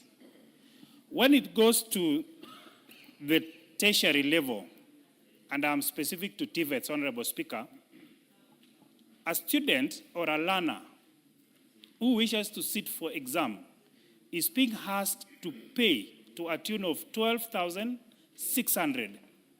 These are amounts, Honorable Speaker, that we've been discussing and encouraging that the Ministry of Education, through TVETs, if it is possible, they can also give free registration to these particular learners so that they do not fall or drop out of school because of lack of examination fee. Honorable Speaker, when I come to electricity, Honorable Speaker, we have had various debates on how we appropriate these monies. Honorable Speaker, a rural constituency in Turkana, a rural constituency in Kisumu, a rural constituency in Bomet compete for the same limited resources like an urban constituency that has a better electricity connectivity. Honorable Speaker, we have always called upon anyone who is relevant to at least consider affirmative action for constituencies that are still below 20% in terms of electricity connectivity. Honorable Speaker, when some of us were elected, we were below 15%. The much that we've tried, no one is able to appreciate, simply because the demand versus the supply is too huge, Honorable Speaker. And that is why all the time we find ourselves in the ministries, we find ourselves with the chairman for budget, trying to at least argue our points that these rural constituencies have to be given proper support in terms of affirmative action. Honorable Speaker, when it comes to other basic needs, that is water and health, I am happy that this government, that East House is appropriating proper finances so that the health care, that is the social health authority, is being given proper consideration so that our people can be able to access free and cheaper and affordable health services. Honorable Speaker, I want to end there by saying at least this particular financial year, we are able to, when, at times, Honorable Speaker, when we sit here and you put a question like, do as of the same opinion say hi, we normally say hi, whereas we appropriate money to go and to develop other constituencies. At least for this financial year, when we were saying hi, Kapkwen, Shongiroi Road that is going up to Ndanai is in the budget. At least when I'm saying hi as a member of parliament, a road that is linking from Chebole that has been a problem, going to Chebunyo, going to Emurwa Digir, is considered for rehabilitation. At least today, Honorable Speaker, when I'm saying hi, water that is from Posta has been given proper consideration. At least, Honorable Speaker, today when I'm saying hi, there is proper money that is being appropriated to education to go to support and to confirm our interns who have been serving there for so long, Honorable Speaker. Honorable Speaker, allow me to end there and say I support. Thank you. Robert Mbui.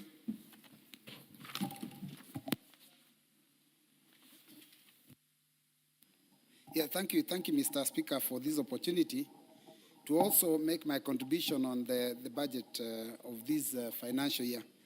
Mr. Speaker, first and foremost, I just want to demystify this issue of budget because many times Kenyans will be glued on their screens looking at what is happening here and looking at the budget like it's a very major issue. But budgets are very basic, Mr. Speaker, because the budget just deals with the expenditures and it's the same, personal expenditures also are budgeted, family expenditures are budgeted, expenditures of organizations, businesses are also budgeted. So it's the same thing that the government does.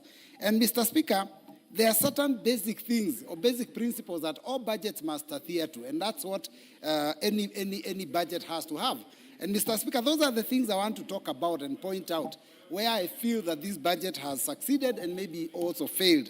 Mr. Speaker, the first thing is that we are spending a lot of our money dealing with the issue of public debt. And Mr. Speaker, it is quite unfortunate because it is many times leaders have spoken about public debt, not just this regime, even the previous one. And Mr. Speaker, it's unfortunate because I remember a while back, before the last election, I remember leaders telling us that, when you are in a hole, you stop digging. And Mr. Speaker, unfortunately, we are digging even faster and deeper than the hole was. In fact, right now, we have submerged ourselves. We are invisible, Mr. Speaker, because we are completely in the hole. I don't even know how we are going to get out of this hole. The kind of percentage of the money that is allocated to this country that goes into paying debt is just too much. It's astronomical. And, Mr. Speaker, we must find a way to reduce this. But, Mr. Speaker, there is also the matter, Mr. Speaker, of pending bills. Mr. Speaker, we have an issue. A lot of Kenyans have invested in doing business with the government. And it's not just even at the national level, even at the county level. And they are owed so much money, in excess of 60 billion. Mr. Speaker, I ask myself, that money, if it was released to go back into circulation, obviously that's how the economy grows, because then we have money that is being spent, and therefore we can be able to grow our economy even faster. But, Mr. Speaker, the money is tied. People have done business, they have not been paid. People have committed suicide. People have, it is so unfortunate. And, Mr. Speaker, what surprises me is that almost every year, we always insist that, we'll set aside some money and make sure that we sort out the issue of pending bills. How many times are we going to have our grandchildren come to this house and continue that discussion? We must reach a point and bite the bullet and say we must sort out this thing once and for all. And, Mr. Speaker, we also have to find out what do we do with those government officers that have spent beyond what they are supposed to spend. Because what is it that causes spending bills? Maybe there are some people that give contracts or jobs when there is no money to pay. So, Mr. Speaker, we have to be careful as a country so that we don't continue endangering our people. It is a song that we have sung. We must stop the singing now and make sure that we take action. Mr. Speaker, there is also the issue of prioritization.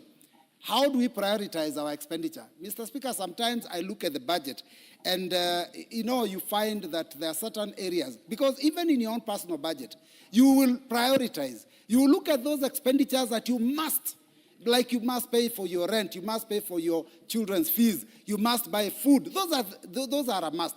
Those are recurrent expenditures that you must do. Then you will, whatever remains, then you can endeavor in doing some kind of development. You cannot start building a house when you don't even have money to pay for children's food. So, Mr. Speaker, the prioritization here is strange, because you look at the kind of budget that, for example, will allow State House and the office of the president, and then you ask yourself, how do we spend that kind of money when we have teachers, intern teachers that are being paid peanuts, and then we expect, and they say if you pay peanuts, you get monkeys. How do you expect teachers being paid, underpaid so badly, to go to those classrooms and teach our JS children? So, Mr. Speaker, and then again, look at the number of teachers. There is a shortfall, there is a shortage of the number of teachers. Why is it we are spending so much money in luxury? Any money going into public offices is basically for luxury. It is for tea, for mandazi, for any entertainment money. Is money that we can do away with so that we can be able to provide funds that can be able to move the country forward. Mr. Speaker, even when it comes to issues to do with development, because the development has to be done, we have to also be careful, Mr. Speaker. How do we develop the country? Are we developing across the country, or are we segregating and developing certain areas and leaving others?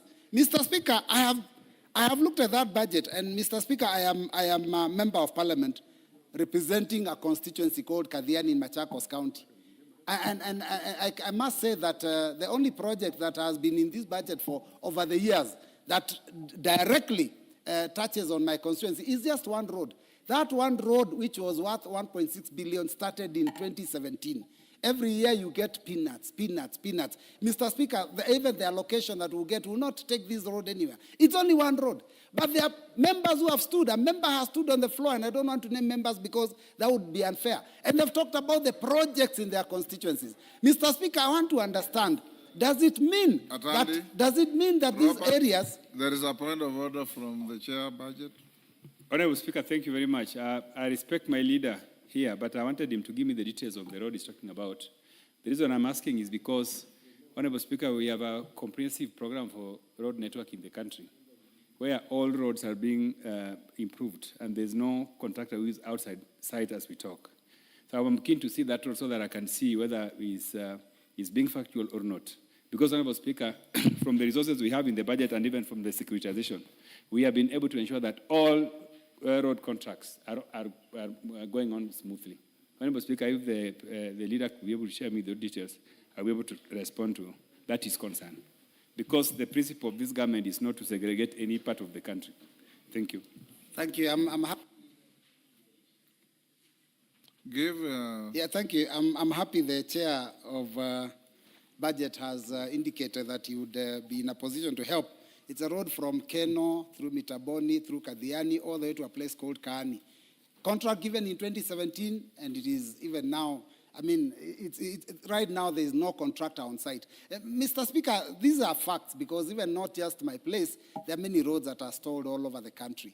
And the reason I raise this is because there are certain members that are celebrating their areas and they are very happy about the projects they've gotten, the dams and the roads and all that, at the expense of others. And that's why I'm saying that as a house, we also have to take control. I think the biggest mistake we make as a house is to allow influence from outside to make the decisions on our behalf. Because if we sat and shared out equitably and fairly, then we'll be able to develop the country across, and all of us would be able to get a project or one or two projects. So, Mr. Speaker, my concern is that the distribution of resources across the country has been unfair, and I think, Mr. Speaker, that is something we need to address as a nation, so that going forward, this House can take the power that it has been given by the Constitution, make the budget, and ensure that we take care of the interests of the people that we represent. Mr. Speaker, Mr.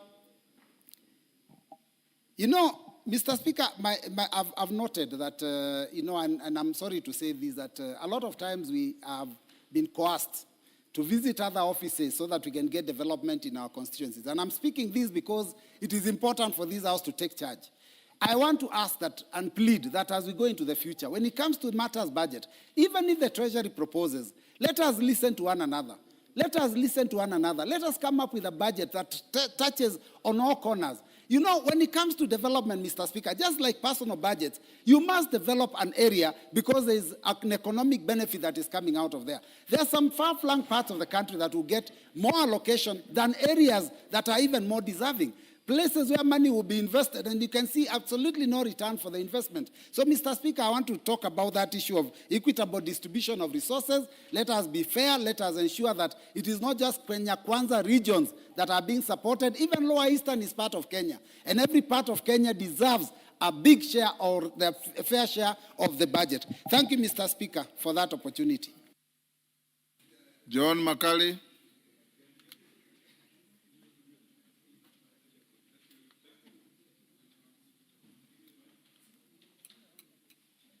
Give me the mic. Oh, thank you, Honourable Speaker, for the opportunity to also weigh in on these budget estimates for the financial year 2026-2027.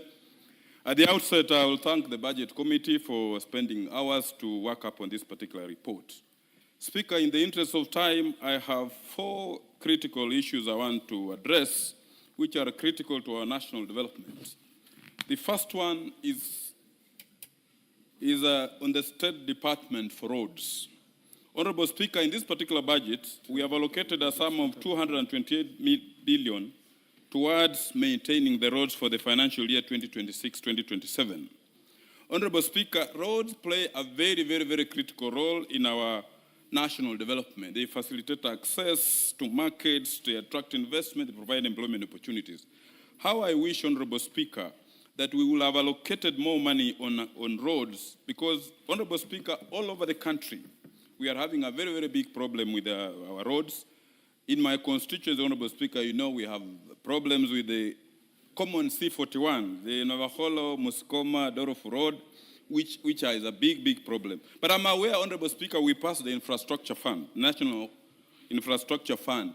We are hoping that during this financial year, we should be able to operationalize that fund so that it can be able to assist in the maintenance of our roads. Yes. As I commend the allocation on these roads, Honorable Speaker, I want to state 4 things to the committee and to this House at large.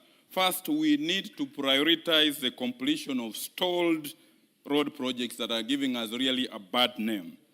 2, we need to enhance maintenance of existing roads networks to protect previous investments. That is very critical.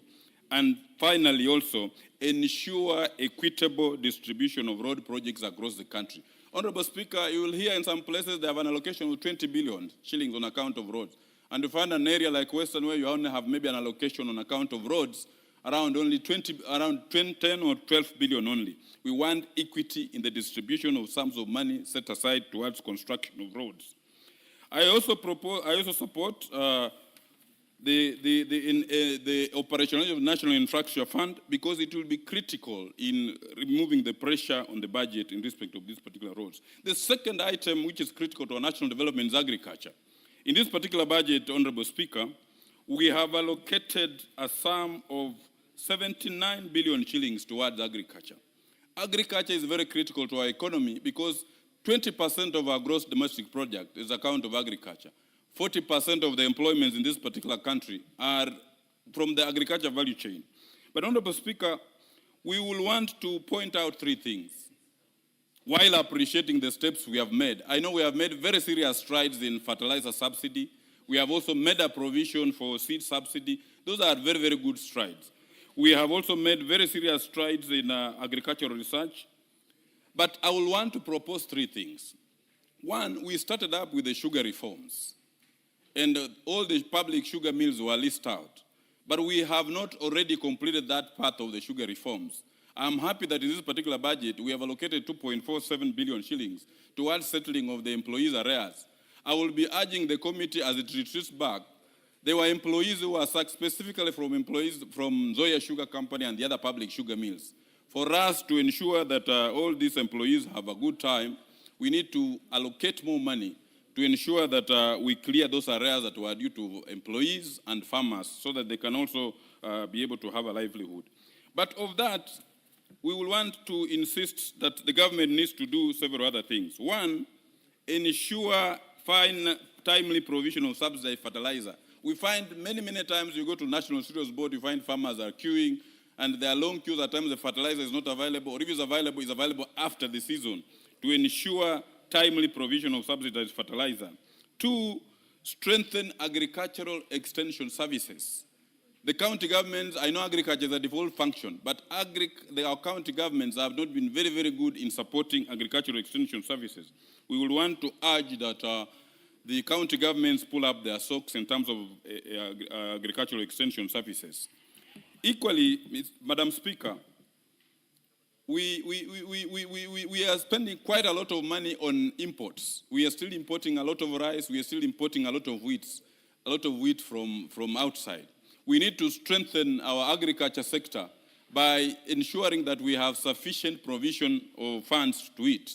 Because in this budget, it's only 3% of the total national budget that has been allocated to a very critical sector like agriculture.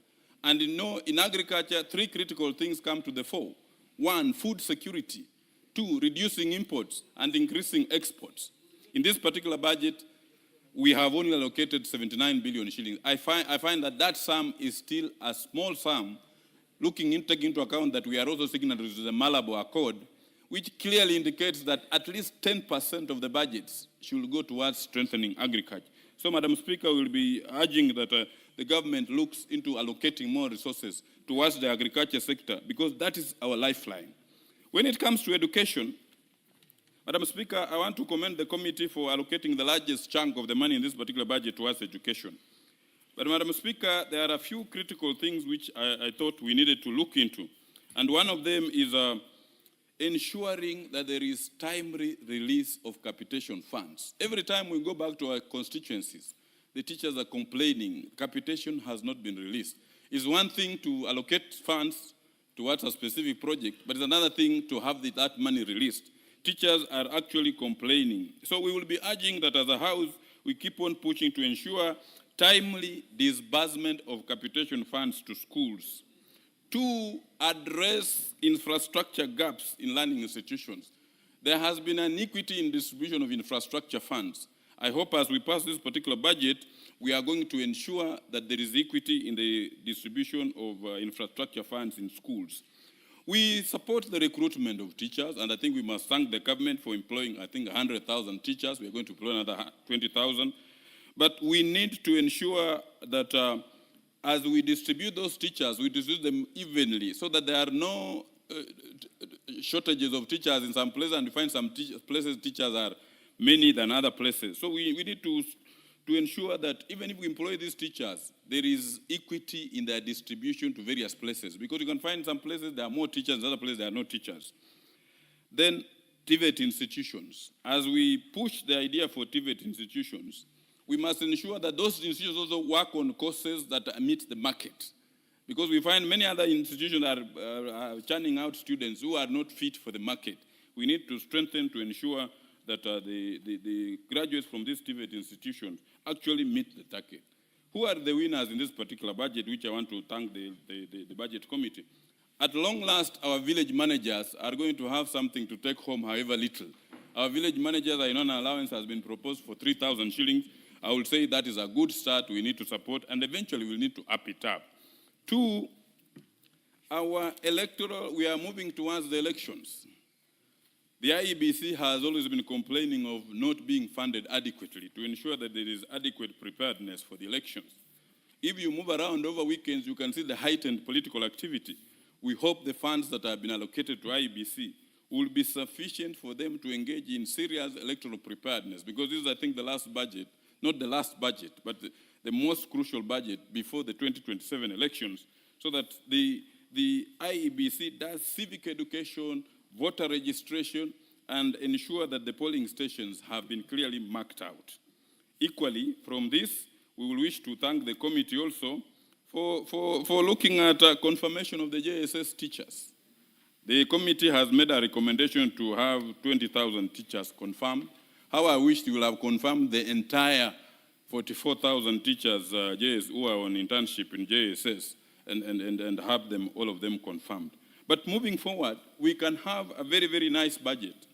But, Madam Speaker, as a House, we need to also pull up ourselves to ensure that we monitor the usage of these particular funds. Because if we do not, then we could just have sums of money distributed on paper, but we are not monitoring up the usage of these particular funds. Because every time we move out in our constituencies, you'll find people are saying funds have not been used, programs that were actually budgeted for have not been executed. We hope that this time round we are going to do our oversight role as much as we can, so that we can ensure that the public funds are put to good use. I support, Madam Speaker.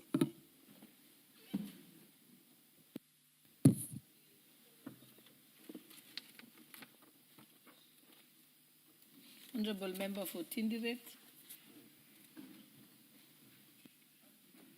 Thank you, Madam Speaker. Madam Speaker, I want to also weigh in and contribute on the budget, the estimates for the 2026-2027. Madam Speaker, first and foremost, I want to laud the chair and the committee for work well done. More importantly, in the education subsector, which encompasses 4 main departments. It encompasses the TVET and vocational education training department, basic education and training. It also has university education, and lastly, we have research. Madam Speaker, this budget has allocated education 781 billion shillings, accounting for 26% of the entire budget.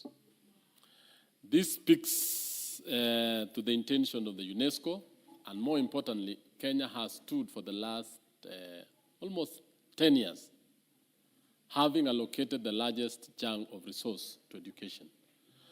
And these monies has actually gone into making sure that the sector grows, that we are still moving on with the implementation of the new education policy that was started way back at the tail end of President Mwai Kibaki and the beginning of President Uhuru's time. And now that it is going towards the final end, the university and now the senior school and towards the university. Madam Speaker, first and foremost, I want to say that in technical education, there is provision for resources, especially for capitation. This is an area where the largest group of young, strong Kenyans are. The TVET institutions across the country, and the government has a very clear policy and program on that, to construct TVET in almost every constituency. Resources have been provided. We have TVETs that are ongoing. We have institutions or TVETs that are actually undertaking several different programs running across the country. But the main thing that is actually taking the chunk of this money is the capitation to learners. And I want to laud the committee because the government has allocated up to 9.5 billion shillings for capitation. And this is going to actually allow majority of these students this year to be retained in school. Last time the capitation allocated to TVETs was 3.5 billion. This is almost an increase of 3 times that amount. And actually that reflects the Kenya Kwanza's policy of trying to make sure that learners are retained in colleges and institutions. On the same note, there is a counterpart funding on the issue of equipping TVET institutions. In this House, members of Parliament have really raised issues of completed TVET institutions without equipment. And you know very well that skilling requires equipment, it requires staff, and it requires the equipment to be used in those particular facilities. So there is a provision for equipping those institutions, those facilities that are completed, and even equipping the labs, equipping the workshops, and the rest. On the same note, Madam Speaker, TVET, that encompasses the polytechnics, the TVET institutions, and also the employment of trainers. One of the things that I think this budget failed to capture, and I think the chair is listening, is to ensure that we provide resources for more recruitment or more trainers. As much as you are constructing TVETs across the country, there is need to employ at least up to 5,000 trainers so that TVET institutions do not use the little resources to employ the BOM trainees across the country. On basic education, Madam Speaker, the resources that have been allocated is quite a lot. There is a provision to support junior and senior school learners in terms of capitation, which is amounting to 81 billion shillings. This money, Madam Speaker, looks a lot, but in terms of student population and in terms of capitating each learner at the required level, there is a deficit of almost 40 billion shillings, or over 40 billion shillings. One of the good things that the government has done this year, and I think it is very important for the country and for all of us to know, is that the capitation for primary schools have been increased from 1420 to 2020. This is an increase, but in real terms, it is going to make a difference in terms of support in running the operations of many of our primary schools. Yes, a number of people have been saying, yes, it isn't enough, but we are actually having a serious constraint in this particular budget, and I want to say that that is going to assist because most of the primary schools have been joined together with the JSS, or the junior secondary schools, which have a capitation of 15,000 per learner. In that, the head teachers of those schools are able to jungle up, to use both resources to ensure that those two sections of our school system run amicably. The other area which I think is very important in basic education, Madam Speaker, is the issue of quality assurance and standards. This is a sector which I want to implore this House and I want to implore the State Department to make sure that there is a serious quality assurance and officers across the country. Madam Speaker, the country allocates huge resources for construction of laboratories, for the construction of infrastructure, about 2 billion shillings, for school feeding program, 3 billion shillings, but there is little inspection and finding out how these resources are utilized. That's why, as a committee, the days of the famous Tuma and the famous inspectors of schools are very important. I know we are in a mourning period when we lost students in Utumishi Academy and in many other the school unrest that are in the country. But what is very serious is that quality assurance and standards officers need to come out big time to make sure that they are the pulse of our schools. They are the people who make sure that what is set standard is followed. But every time we allocate budget here, quality assurance is given almost nil. In fact, I was asking the CS and the PS, why is it taking backstage? Yet these are the people who keep schools running, who make sure that teaching and learning is going on, who make sure that facilities that we have allocated resources are actually being constructed. And the rest, they are giving feedback and they're also telling us the issues on the ground. Madam Speaker, I think the school feeding program, we gave a very clear policy as a committee, and especially on the issue of the spread and the extent of the feeding across the country and in marginal areas within specified areas of the country. So that's very important. The other issue, Madam Speaker, is the issue of Teacher Service Commission. Teacher Service Commission has been allocated a budget of over 400 billion shillings. This money goes to serve the following purposes. One is salaries, most of it is salaries, or remuneration for the staff, and more importantly, to convert 20,000 interns into permanent and pensionable. I know there have been hue and cry, and I think the government, because of that policy, the 24,000 teachers that are remaining will be converted when they clear their circle, when they clear the contract period.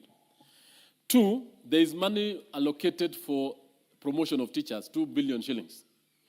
That particular money is very important because over the years, teachers have stagnated in job groups for a while. And to have a workforce that is motivated, they must be promoted. They must be motivated. And the government has allocated this. And this was actually a policy that I think will promote thousands of these teachers. Last year, they were promoted 14,000. The other year, 36,000. And I think this year, out of the retirement savings and this, they'll even promote over 30,000. On the same note, Madam Speaker, we have the issue that is very important and which teachers have been calling for, especially on the issue of the WIBA and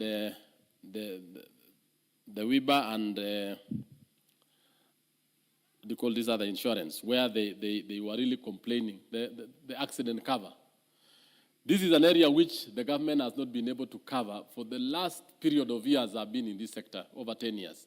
And every other time, the Teacher Service Commissions come before and they make a plea on that. The other area which I want to really talk about is the issue of the CBA, that this money covers the CBA for teachers, which they arrived and agreed with the government 2022-2027.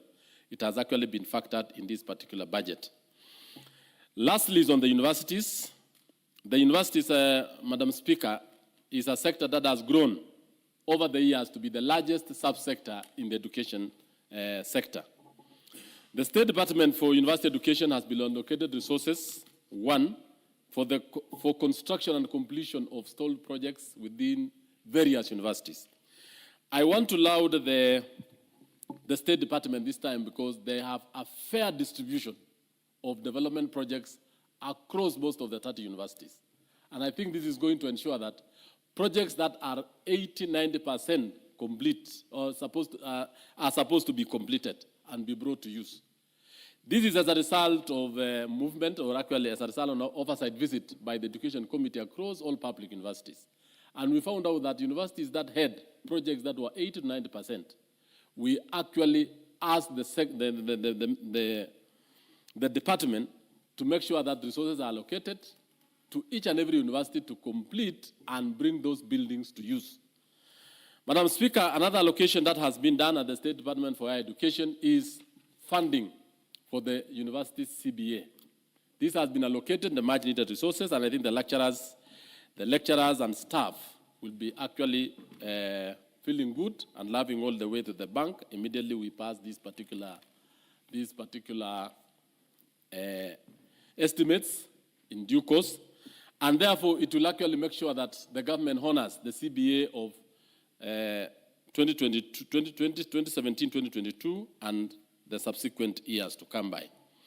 The other allocation that has been allocated to the universities is the capitation, which now has been given the State Department.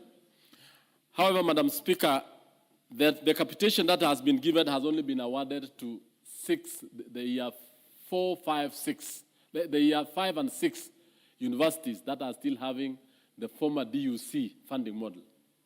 The current funding model, most of the students will be actually catered for in the new funding model. And most of the funds are channeled at Higher Education Loans Board and University Funding Board.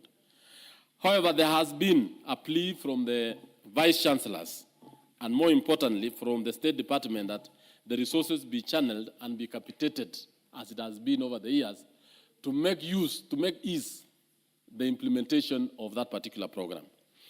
Madam Speaker, I also want to thank the chair budget, more importantly, especially on the issues that he has actually captured very well in university education. One of the issues that I think is very important is also ensuring that the universities within our country, and more importantly, the lecturers, have their money. On other issues, Honorable Speaker, I want to thank him because in agriculture, there is a lot of resources that has been given for the fertilizer subsidy. And as most of us are from rural constituencies, I in particular, where my constituents are tea, coffee, and sugar farmers, that particular subsidy is going to go a long way in putting money in the pockets of our farmers. We have the issue of IEBC, we have the issue of roads.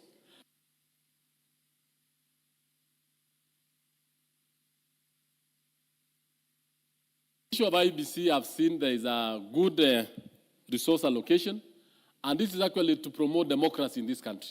And we know very well that we are going towards the electioneering period. And the resources that have been given is to enhance the country's, to entrench the country's democratic principles, institutions, and to make sure that the next general election will be done very well. Lastly is on the issue of roads. I want to laud that, and I want to say that this government has done very well, especially in ensuring that contractors go back. One of the biggest projects and a flagship project of this administration is the Mau Summit Rironi Road, which I'm seeing, because that is the road I use when I'm going home, is actually being constructed day and night. And I want to say thank you, Chair Budget, that particular program is running very well, though it's a B&P and it is within the requirements that is sought. I think that is what the government has done very well. I thank you and I support. The Honourable Member for Funyula. Thank you, Honourable Speaker. In pursuant to the provisions of Article 221 of the Constitution of Kenya, it is right to stand here and make comments on the budget or the statement, the consideration of the budget statement for the financial year, the report that has been tabled by the Chairperson Budget and Appropriation Committee. Honourable Speaker, for the many years I've been here, at times the national budget becomes just a ritual that we have to go through that hardly ever addresses the pertinent issue and the contemporary issues of the day. Unfortunately, due to the prevailing circumstances, the budget estimates we have here today, at no way do they attempt to address the pertinent issues that we have today. They are simply meeting the requirements of the law and to get the government run as is required to do so. Honorable Speaker, from the very basics of macroeconomics, a budget at any given time must dissect what is ailing the country. The budget policy statement was explicitly clear. It picked out what are our challenges, it picked out what are our problems. The Economic Survey 2026 picked out what are our challenges, what are the things that needs to be done to kickstart this economy. Truth be told, and we cannot keep on hiding our head in the sand, the economy is not doing well. That's the plain truth. Anybody who deludes himself the economy is not doing well is only doing well for those around a certain people who are the ones who have taken hostage of the money, as they put it in my village. Honorable Speaker, if you have read the economic survey, they are very clear. The issue of reducing per capita income, the stagnant jobs, the low salaries or income, vis-a-vis the increasing cost of living.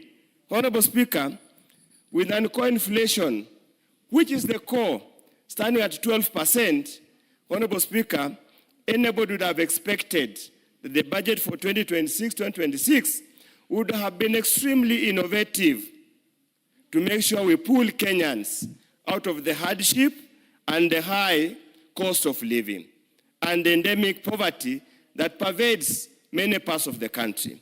A country that's supposed to be middle income, if we have poverty index in some areas close to 80%, we cannot surely just make it business as usual instead of attending or attempting to address the issues.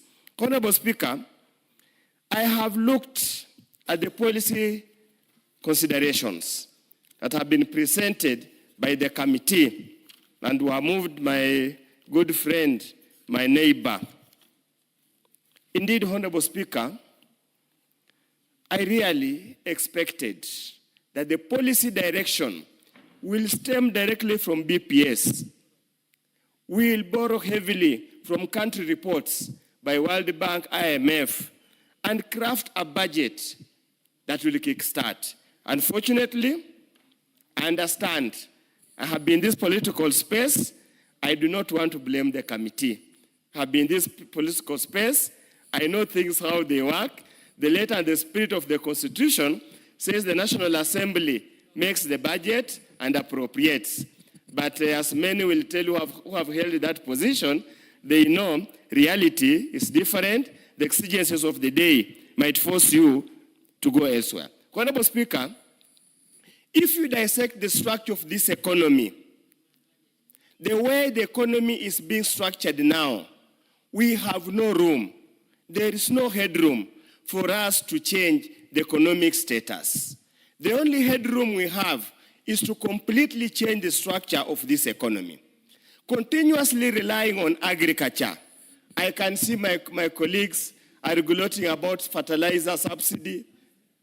If an economy, in the third middle income economy, if it's still preoccupied with food production, subsistence production, then we would rather accept where we belong and remain there forever. Honorable Speaker, the income, the profit margin from agriculture are very low. And any invested shilling, the marginal income, marginal utility, actually sometimes tends to be negative. We must focus the economy where we need to make sure things move to the right direction. And where does that lie, Honorable Speaker? That lies in making sure the manufacturing sector, the productive sectors, that's manufacturing, mining, value addition, and the service sector.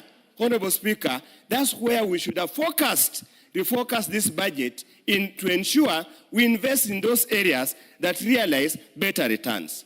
Honorable Speaker, what have we done? What have we done? And Kenyans need to understand this. What have we done? Out of a national budget, national government budget of about 2.3 trillion, we have allocated close to 30 billion towards the executive office of the presidency. That includes the office of the president, includes the office of the deputy president, includes the office of the prime cabinet secretary, includes the office of the cabinet, as it's called, the cabinet affairs, parliamentary affairs, and includes State House, which Honorable Speaker and the Kenyans need to understand has gobbled up a whopping 13 billion. This ending financial year, because the abuse of Section 223, they actually ended up close to 18 to 19 billion. Yet, Honorable Speaker, when you look at what we have allocated towards enablers of industry, is zero. It's negligible. Based on what we can do. Honorable Speaker, it's indeed telling, and we raise this issue.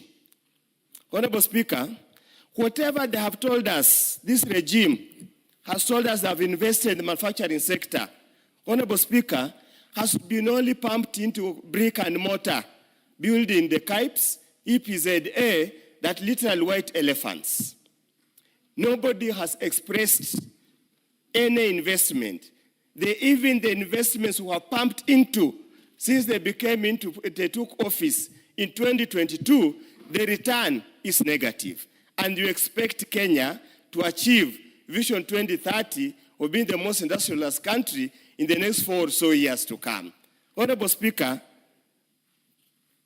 when you go through this, Honorable Speaker, there are some wasteful expenditures.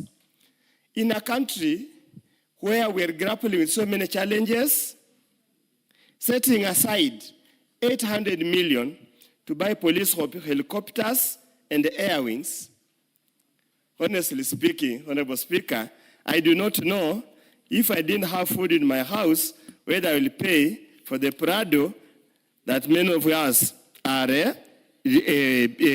using, Honorable Speaker. Honorable Speaker, let me also mention a matter that has been continuously mentioned here. Honorable Speaker, the question of fair distribution of developments. Question of fair distribution of investments. I do not want to cast any aspersion to my colleagues who sit in the various committees, but Honorable Speaker, if you pick this document and go through it with a tooth comb, you can see manifest bias towards certain regions of this country. And you can see deliberate exclusion of certain sections of this country. We have talked about this matter continuously, non-stop. Unfortunately, it seems to be falling on deaf ears.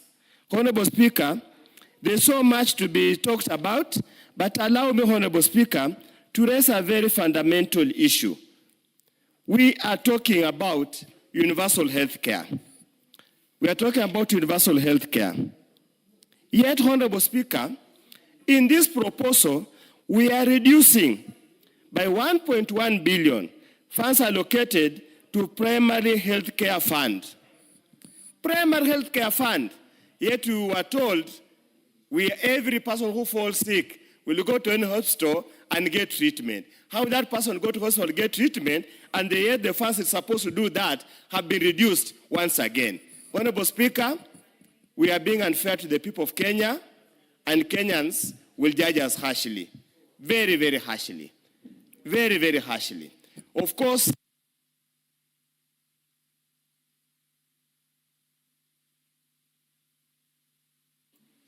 the Honorable Member for Kiharu. Thank you very much, Honorable Speaker, for this chance. And from the onset, it's good that I make it very clear, having served in the same capacity that we are debating today, that most of my views will actually be towards the owner of the fiscal policy in Kenya, which is the executive, because it will not be very polite for you to start then casting aspersions to the same people you served with. And therefore, most of my comments, Honorable Speaker, from the onset, is on what the executive can do better, basically because I've been there and I know, as Honorable Udo put it, the budget of the country, the relevant committee actually makes changes less than 1% of it. And therefore, the entirety of it and where the meat is not up out of the minimal changes that are made in Parliament, but out of our fiscal policy. Honorable Speaker, we are currently debating a budget of around 4.89 trillion Kenya shillings, meaning we are almost going to 5 trillion. Probably, even by the time we are debating the appropriations bill, maybe we'll be cruising around 5 trillion Kenya shillings. Honorable Speaker, this is unprecedented. But of note is that we are making an ordinary budget for extraordinary times. Honorable Speaker, I have gone through the report, and I have gone through even what was tabled by the Treasury, and I see they fall short in realizing that the global economy, which the Kenyan economy sits in, is in some waters that are difficult, and which we actually need to do something in the budget in terms of reprieve of Kenyans in the oil sector, and especially in prices.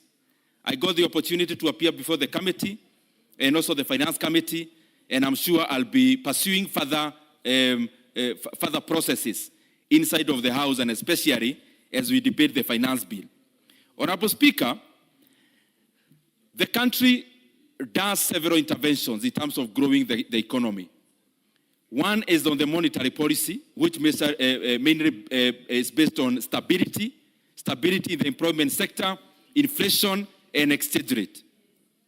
But the more far-reaching intervention that is done by any government, which Kenyan government should do, has been done by other governments, is a fiscal policy. And fiscal policy is anything about budget, revenue-raising measures, debt, and anything else in between. And Honorable Speaker, to start on the first one, which is debt. I have seen the fiscal deficit currently as it was proposed by the National Treasury. And Honorable Speaker, it is mind-boggling that the current fiscal deficit is actually the highest we have ever had at the beginning of the financial year. And I say at the beginning because, as Kenyans now know, this is a moving target.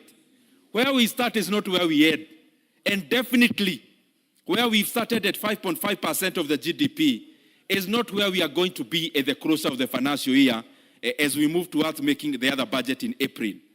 Honorable Speaker, currently, Kenya has borrowed in excess of 13 trillion Kenya shillings. I know this even sounds like an abnormal figure, that the current national debt is in excess of 13 trillion Kenya shillings. But how has the graph been? President Mwai Kibaki's time, it moved from 600 billion to around 1.7 trillion Kenya shillings, meaning he borrowed around 1.1 to 1.2 trillion in his entire 10 years. Honorable Speaker, from 2013 coming to 2022, the national debt moved from around 1.7, 1.8 trillion to around 8.7, meaning we borrowed around 7 trillion in the 10 years. But Honorable Speaker, currently, the national debt has moved from 2022 to date by more than, is actually going to 4.5 trillion Kenya shillings.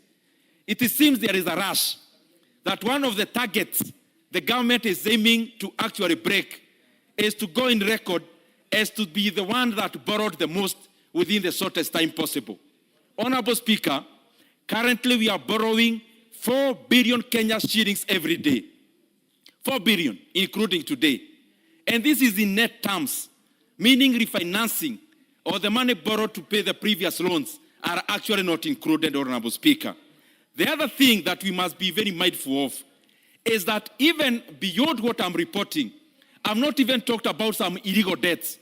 One of them goes by the name called securitization, which I have asked all the relevant committees officially to give Kenyans any document anywhere about securitization. There is none, even in this parliament, Honorable Speaker. I've also not talked about illegal debts like the Taranta board, Honorable Speaker, a loan of 45 billion Kenya shillings that Kenya will pay an interest rate of 100 billion in 15 years. The second thing that I want to highlight, Honorable Speaker, is the decimated development budget. Honorable Speaker, what goes into serving Kenyans directly is the direct development budget.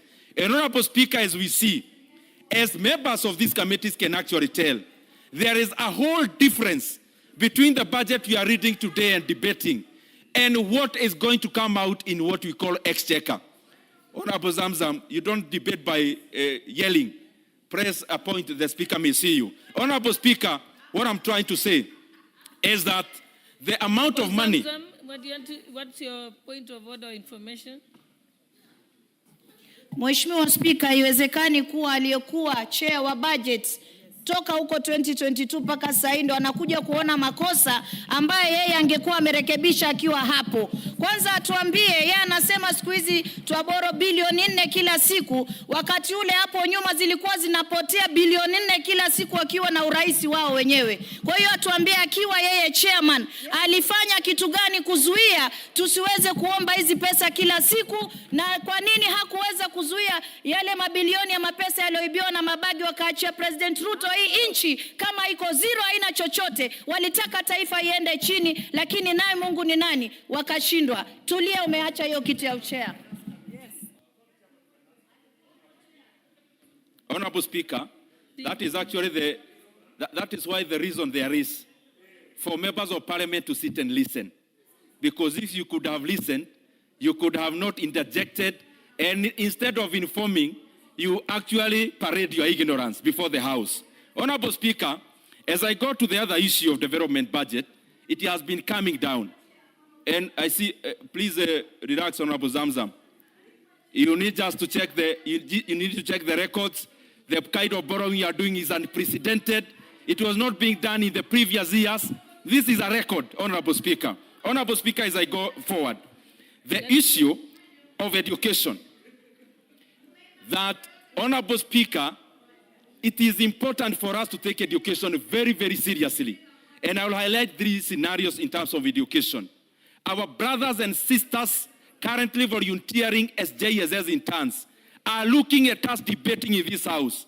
And they expect nothing short of us, Honorable Speaker, passing a budget that will confirm all of them, the 44,000 of them, into permanent and pensionable terms. And not from January, Honorable Speaker, of next year, from July of this year, when the financial year starts.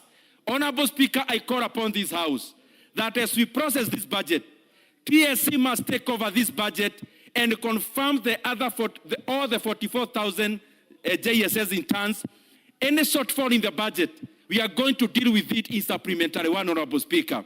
But we cannot continue to subject our brothers and sisters in this kind of working condition. The other thing, Honorable Speaker, is in terms of NEC. The people who marked our exams are yet to receive their remunerations. Honorable Speaker, currently, we are also budgeting for another deficit in terms of that budget.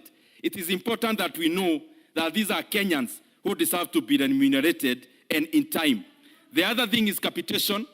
As we debate here, and the more the reason I talked about fiscal deficit, which is 5.5%, that we are debating here knowingly that the capitation budget in Kenya, as we are proposing today, is short of 50 billion Kenya shillings. So we are basically saying, take this amount of money, we know there is a whole of 50 billion Kenya shillings, we'll deal with it. The same way we are going to deal with it, we also deal with JSS in terms of their confirmation. Honorable Speaker, there is something about village elders. Honorable Speaker, village elders deserve more than 3,000 Kenya shillings. This is an issue we have debated ever since. And it wasn't done then because there was no framework. The framework came about last year, Honorable Speaker.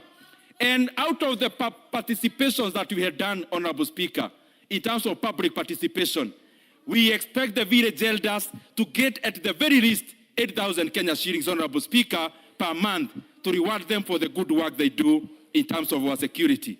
Honorable Speaker, as I go to the finish, as we talk about these specifics, it is important that we know that our fiscal policy has a direct ramification on what Kenya becomes.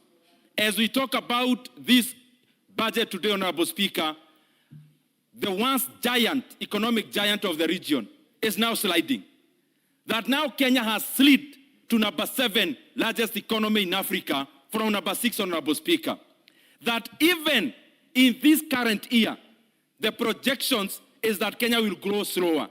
But let's even deal with what is already there. That in the year 2025, of all our regional neighbors, Honorable Speaker, the Kenyan economy grew the slowest. That in Tanzania with elections, they grew by around 6%. Uganda with elections, they grew by around 6.5%. Honorable Speaker, Ethiopia grew higher at a faster speed than Kenya. That Rwanda grew actually by double digit in the last quarter of last financial year, cumulatively growing by 9.4% last year. Honorable Speaker, whatever we say in political rallies as leaders, painting a picture that do not exist, many times the figures betray us.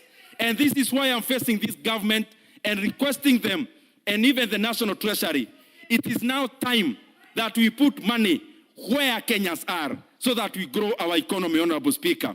And where Kenyans are not, are unknown. We have seen the government is talking about, fiscal consolidation. Just let him finish his sentence and then you stop.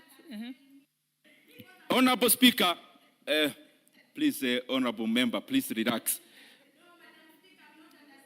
I'll give you a chance. Just let him, because he's finishing, he's winding down. Let him complete his sentence because his time is up anyway, and then we come to you. Honorable Speaker, part of where Kenyans are not is the kind of mechanisms we see government talking about, fiscal consolidation, Kenyans to tighten their belts. Kenyans have no belt to tighten. The belts that are available to be tightened is the kind of budget we have seen in big offices. In these estimates, Honorable Speaker, that an office that used to have 4 billion Kenya shillings in annual budget, now they have a budget cruising 20 billion Kenya shillings as of as by the end of last financial year.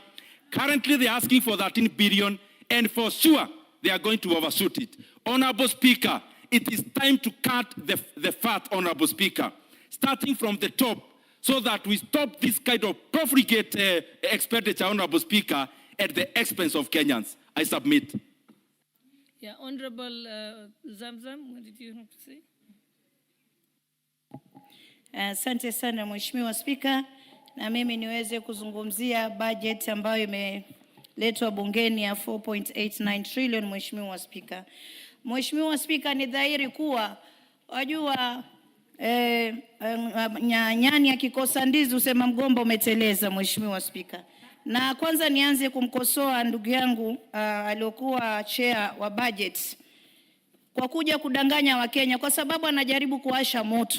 Hii moto mara hii haiwezi kuwaka, kwa sababu wakati ukiwa kwenye hicho kiti wewe ulitupangia vitu hapa tulivyokuja kukukataza ukawa mkali kweli kama pilipili.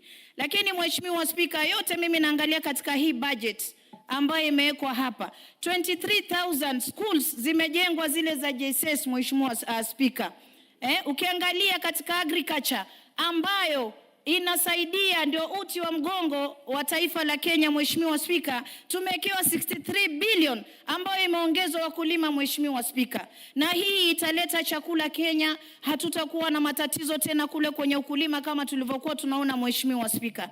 Mheshimiwa Spika, hapa tulikuwa na mjadala wa wazee wa mtaa.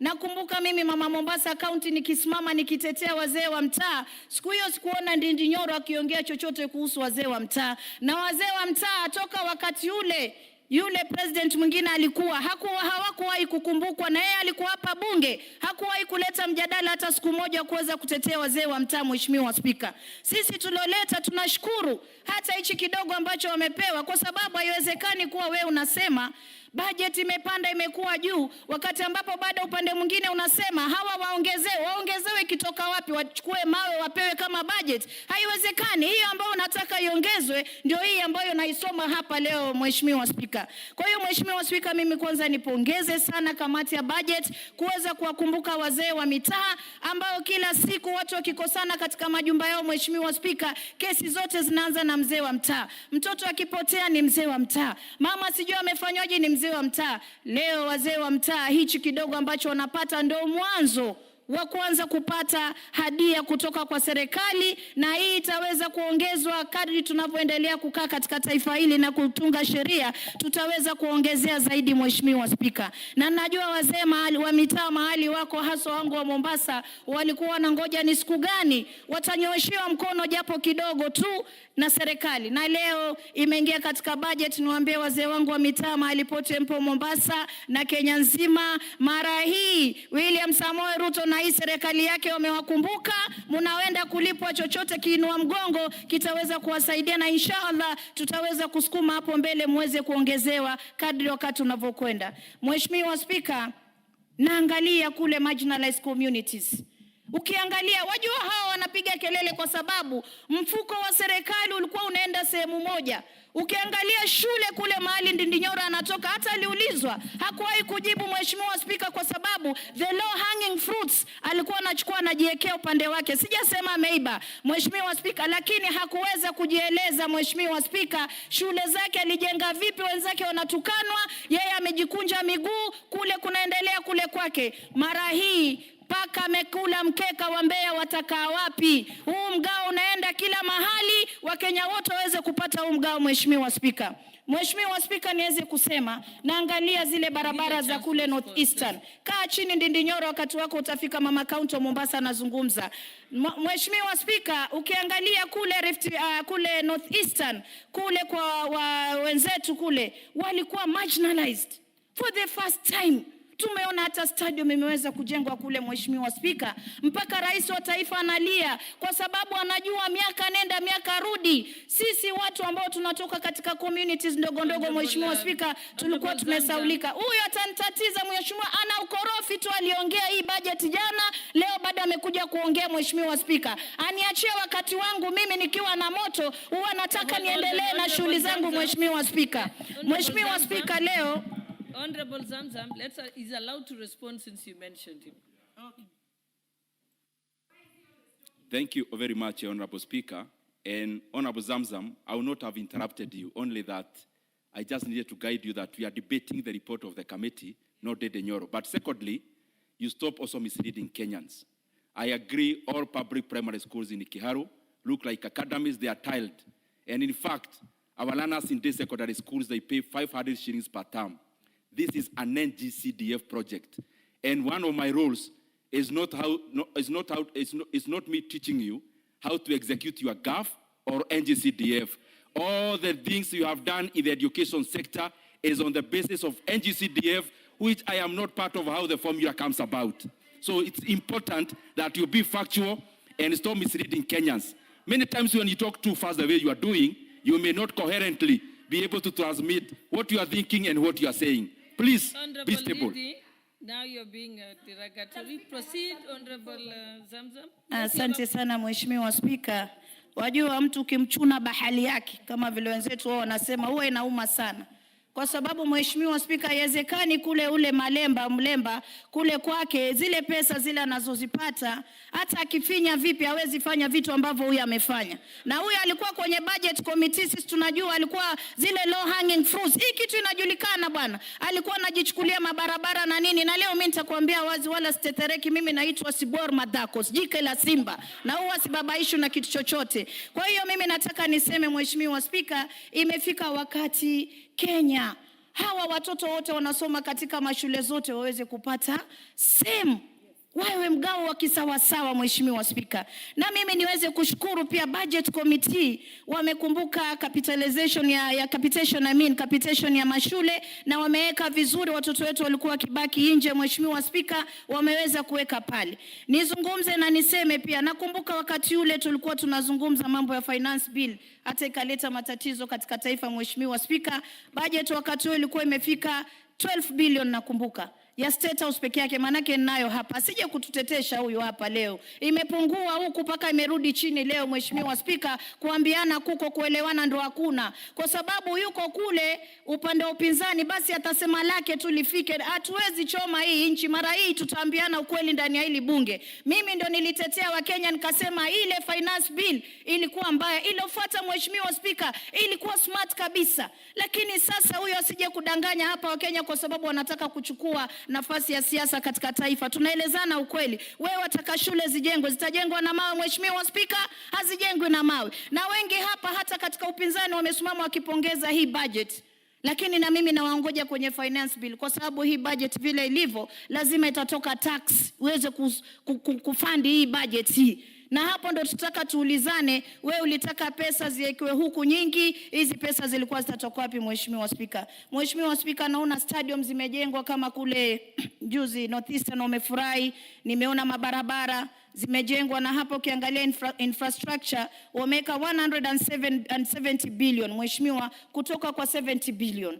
Hii yote inaonyesha kuwa miundo misingi katika taifa itakuwa imenyooka vizuri sehemu zote. Mara hii hakuna kwenda sehemu moja. Hata sisi kule pwani tunataka Mombasa ing'are, ile barabara yetu tumeona imeanza kutengezwa, na hata juzi Mheshimiwa Rais alikuja akaweza kuizindua. Ilikuwa barabara mbovu, sisi tukiangalia sehemu za wenzetu wako wamekaa vizuri, lakini sehemu zetu sisi zilikuwa mbaya. Kwa hiyo lazima hii, mimi narudi pale pale, mgao wa taifa lazima uende sawa sawa katika kila sehemu. Wao wasionewe wala sisi tusionewe Mheshimiwa Spika. Mheshimiwa Spika, nazungumza juu ya ile pesa ya vijana ambao tuliona 4.7 billion Mheshimiwa Spika, ambao ilikuwa inaenda kwa vijana. Wakati wa nyuma tulikuwa hatujui hizi pesa na zilikuweko katika budget. Wajua mimi nilikuwa najiuliza hii 5 billion hilo kuwa hapa na World Bank na ilikuwa inaenda wapi? Sasa juzi nimepata kijana anaelezea vizuri, walikuwa wanafuata taratibu sehemu moja ya nchi, hizi pesa zinaenda huko. Lakini leo nataka nishukuru, Nyota program imeelekea kila mahali. Ukiangalia kila constituency vijana wamechukuliwa na Nyota program. Isipokuwa tu kitu ambao nataka ifuatiliwe ni kuwa hii Nyota program wa vijana wakipewa mapeni pia wafuatiliwe, waangalie zile biashara zao wanazifungua kweli ama wamezubaa Mheshimiwa Spika, kwa sababu juzi tumeenda Kwale tukapata wachache wamefanya, wengine pesa hawakuzitumia vizuri, lakini wengine nawapongeza walionyesha maendeleo yao. Tukitembea na komiti ya social protection tuliweza kuona Mheshimiwa Spika. Kwa hiyo pesa ambazo zinatumika Kenya ni nyingi. Ukiangalia kama ile Women Enterprise Fund, kitu ilinishangaza Mheshimiwa Spika kwetu, mbona mimi napewa nafasi kidogo jamani, huyu amechukua nafasi yangu mniongezee Mheshimiwa Spika. Mheshimiwa Spika, wacha hata niache Women Enterprise Fund, itakuja kuzungumzia kwa komiti yangu. Naona katika child welfare wameongezea milioni 500. Watoto mayatima wale wanakaa katika mashule ambao wanasaidiwa na serikali imeongezewa. Cancer centers pia wameongezewa pesa. Umeona, tunaona 20,000 teachers wamewekwa kuwa pensionable. Hii ni kitu kizuri sana. NGCDF yako Mheshimiwa Ndindinyoro mmeongezewa 61 billion from 57 billion. Hii inaonyesha kitu kinaenda vizuri Mheshimiwa Spika. Bandari yetu, bandari maritime ya kule pwani wamewekewa 140 million ya kuweza kutrain hao vijana kuingia kazi za ubaharia Mheshimiwa Spika. Mheshimiwa Spika, na naona pia baba yetu aliotangulia, baba wa taifa Raila Amolo Odinga, katika ile monument yake kumkumbuka na ukumbusho wamemwekea ka budget pale ka 30 million waweze kutengeza vizuri ili watu na watoto wetu wa vizazi vijavyo waweze kujua baba Raila Amolo Odinga alikuwa ni nani Mheshimiwa Spika. Nimeona pia na kitu kingine nitazungumza Mheshimiwa Spika, pending bills pia tuweke hapa kwa budget. Mheshimiwa Atandi na wenzako tujue kama tuweza kulipa madeni ili Kenya iweze kusonga mbele. Lakini yote ya kuisha Mheshimiwa Spika, mining kulikuwa na shida mpaka kule Kwale. Mheshimiwa Undo amezungumza, lakini haelezei kuwa Wakenya wenyewe ndio huwa tunaleta shida wakati ambapo mambo yanaanza kuja mazuri ili tuweze kupata faida, tunaanza makelele. Kwa hiyo bado yatatuliwa, mining itakuwa tapped vizuri na pesa hizo zitaweza kusaidia uchumi wa taifa, Mheshimiwa Spika. Kwa hayo mengi na machache, asante sana, na niweze kusema police budget yake isikatwe. Mtu amesema hapa polisi wasipewe helikopta. Wakati mtu anakwama ndani ya bahari, unaona wanaambia polisi enda utoe, anamtoa namna gani? Lazima aende na hiyo helikopta atoe mtu ndani ya maji. Kama juzi nimeona kule katika Central kuna mtu alikwama katikati ya maji na nchi kavu, walienda wakamtoa na helikopta. Kwa hiyo Mheshimiwa Spika, mimi nataka hii ya polisi pia iangaliwe, health iangaliwe vizuri, na mambo mengine yote iangaliwe vizuri, na support Mheshimiwa Spika. Asante. Member for Magarini.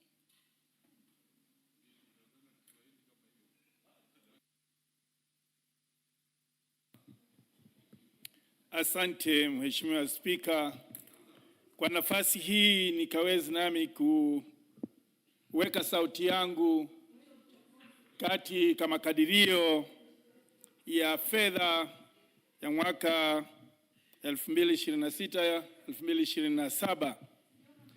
Kwanza kabisa nianze na kupongeza kamati kwa kazi yao nzuri walioifanya na kuhakikisha ya kwamba kila pembe ya nchi inapata mgao sawa na sehemu zingine.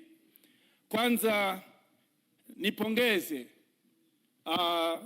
kwa upande wa elimu, hatua ya kwenda Mombasa, safari ya kwenda Mombasa inaanza na hatua ya kwanza, vile ya kwamba tuko na walimu wa GSS 1044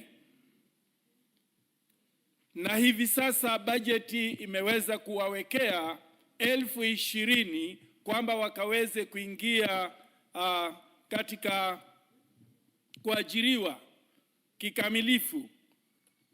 Hiyo ni hatua ya kwanza, na nina imani kwamba tunapokuja kukadiria sehemu ya pili ya budget tutaweza kuwachukua hao 24,000 ambao wamebaki.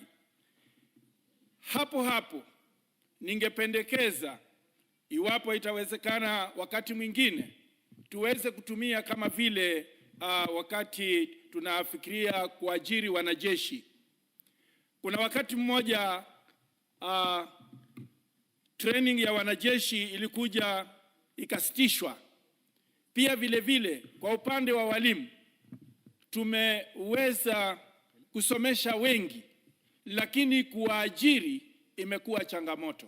Hivyo basi ningependekeza ya kwamba wakati mwingine iwe tunaweza kusitisha, ili wale ambao tumesha watrain waweze kuingia katika kuajiriwa kwanza, ndipo baadaye tufikirie masuala mengine ya kuendeleza. Pia vile vile nipongeze kwa upande wa vyuo vya kiufundi, hela ambayo imetengewa ya kuhakikisha kwamba wanaweza kupata masomo kwa njia ya urahisi, na pia vile vile kuweza kupata fedha za kujikimu wakiwa pale chuoni. Hiyo mimi kwangu nipongeze, kwa sababu inaendeleza ile ndoto ya serikali hii ambayo ni kwamba ni kuhakikisha kwamba kila kijana anapata ujuzi na kuona kwamba anajitegemea mwenyewe.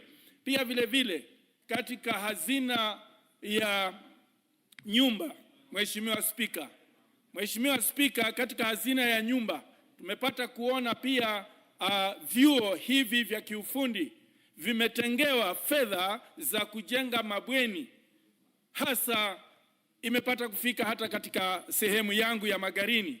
Hivi ninavyozungumza, Magarini Technical and Vocational College inajengewa bweni la kisasa la orofa 4 pamoja na soko ndani ya hilo bweni. Hiyo ni kupongeza. Nikifikia kwa upande wa afya, Wizara ya Afya pia imepangiwa vizuri, na hapa pia nitazungumzia swala la SHA. SHA kwa hakika inafanya vizuri, lakini kwa wakati mwingine tunapata ya kwamba wale ambao maafisa ambao wanaishughulikia hii kwa upande wa malipo, kuko na utepetevu kiasi, na hivyo ndivyo inachangia kwamba lawama zinakuwa nyingi. Pia vile vile ukimulika nyoka usimumulike mbali, mulika kwa mguu kwanza, ndivyo umulike sehemu nyingine.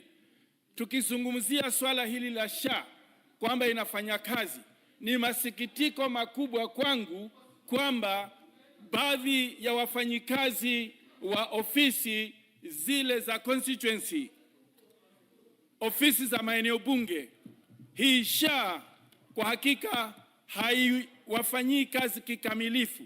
Wanatozwa fedha za kupimwa peke yake, lakini hakuna pesa za matibabu. Hapo ningeomba wizara husika ikaweze kuangalia na kuona kwamba hata hawa wafanyikazi wetu katika ofisi zetu za constituency pia nao wanapata mgao wao kisawasawa, wanafidiwa kisawasawa, sio pesa za x-ray, pesa za mambo mengine. Hapana, wawe pia hata kwa matibabu wanajumuishwa, maana wao nao pia wanatoa changizo zao katika SHA. Nikirudia masuala ya wazee wa vijiji, ni swala nyeti ambalo tumejadiliana kwa miongo mitatu sasa. Tumepitisha kwamba wakaweze kulipwa, lakini haikuwezekana katika serikali nyingine yoyote ila serikali hii ya Mheshimiwa Ruto kupitia kamati ya bajeti ambayo inaongozwa na Mheshimiwa Bwana Atandi kwa wakati huu. Nipongezi Kenya nzima. Nimesema hatua ya kwenda Mombasa ama safari ya Mombasa inaanza na hatua ya kwanza. Ni chanzo, wazee wa vijiji ni chanzo, wamepata angalau pesa ya kuweza kupiga simu. Manake tatizo lolote likitokea kwa kijiji, mtu wa kwanza ni mzee wa kijiji. Pia vile vile tunaposonga hapo mbele, nafikiri kutakuwa na wakati ambapo hata wale mabalozi wa nyumba 10 watafikiriwa. Kiwango hichi kilichoko ni kidogo kwa sasa, lakini ni imani yangu kwamba kadri tunavyosonga mbele itafika wakati ambapo hata mzee wa kijiji anaweza kupokezwa 10,000, 20,000 kulingana na vile ambavyo tutakuwa tumejizatiti kiuchumi. Mheshimiwa Spika, pia vile vile nigusie masuala ya barabara. Masuala ya barabara tumejionea wenyewe jinsi ambavyo rais anashughulikia barabara zetu za Jamhuri ya Kenya, jinsi ambavyo hachoki, halali, kila kukicha anafikiria ni vipi nitaimarisha sehemu hii ya nchi ambayo ilikuwa imewachwa nyuma kwa muda mrefu. Mheshimiwa Spika, nipongeze zaidi kwa kamati, kwa sababu kamati imezingatia miradi yote ya barabara ambayo ilikuwa imesimama, imeweza kuitengea fedha, na kwa wakati huu hata mimi nami nimepata mugao wa kuona kwamba ile barabara yangu ya kutoka Sabaki kuelekea Marafa kwenda mpaka Baricho imeweza kukamilika. Imetengewa milioni 248 ili kwamba ikaweze kukamilika ile barabara. Na ni katika serikali hii ndio ambapo tunaweza kuona na sisi vitu vikitendeka, nasi tukipata kufurahia. Mheshimiwa Spika, masuala ya uchumi ni masuala mazito.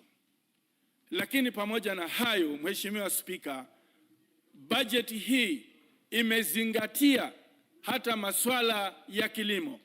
Masuala ya kilimo ni muhimu sana kwa upande wa wananchi wa mapato ya chini. Iwapo nchi inaweza kulima na inaweza kupata mbolea kwa bei nafuu, hapo ndipo wanaweza kuzalisha na kujitegemea wenyewe wananchi. Na hilo tumeona limezingatiwa katika bajeti hii. Ni mujibu wa kila Mkenya kwa sasa hivi kuona kwamba anashiriki kikamilifu katika nyanja hiyo ya kilimo. Mheshimiwa Spika, kuna mengi ya kunena, lakini tutaweza kuendeleza wakati tutakapokuwa katika ile kamati ya nyumba nzima. Kwa hayo machache niseme asante Mheshimiwa Spika, ninaunga mkono. You ready? I'll come to you, and Justice Kemels, I'll come to you.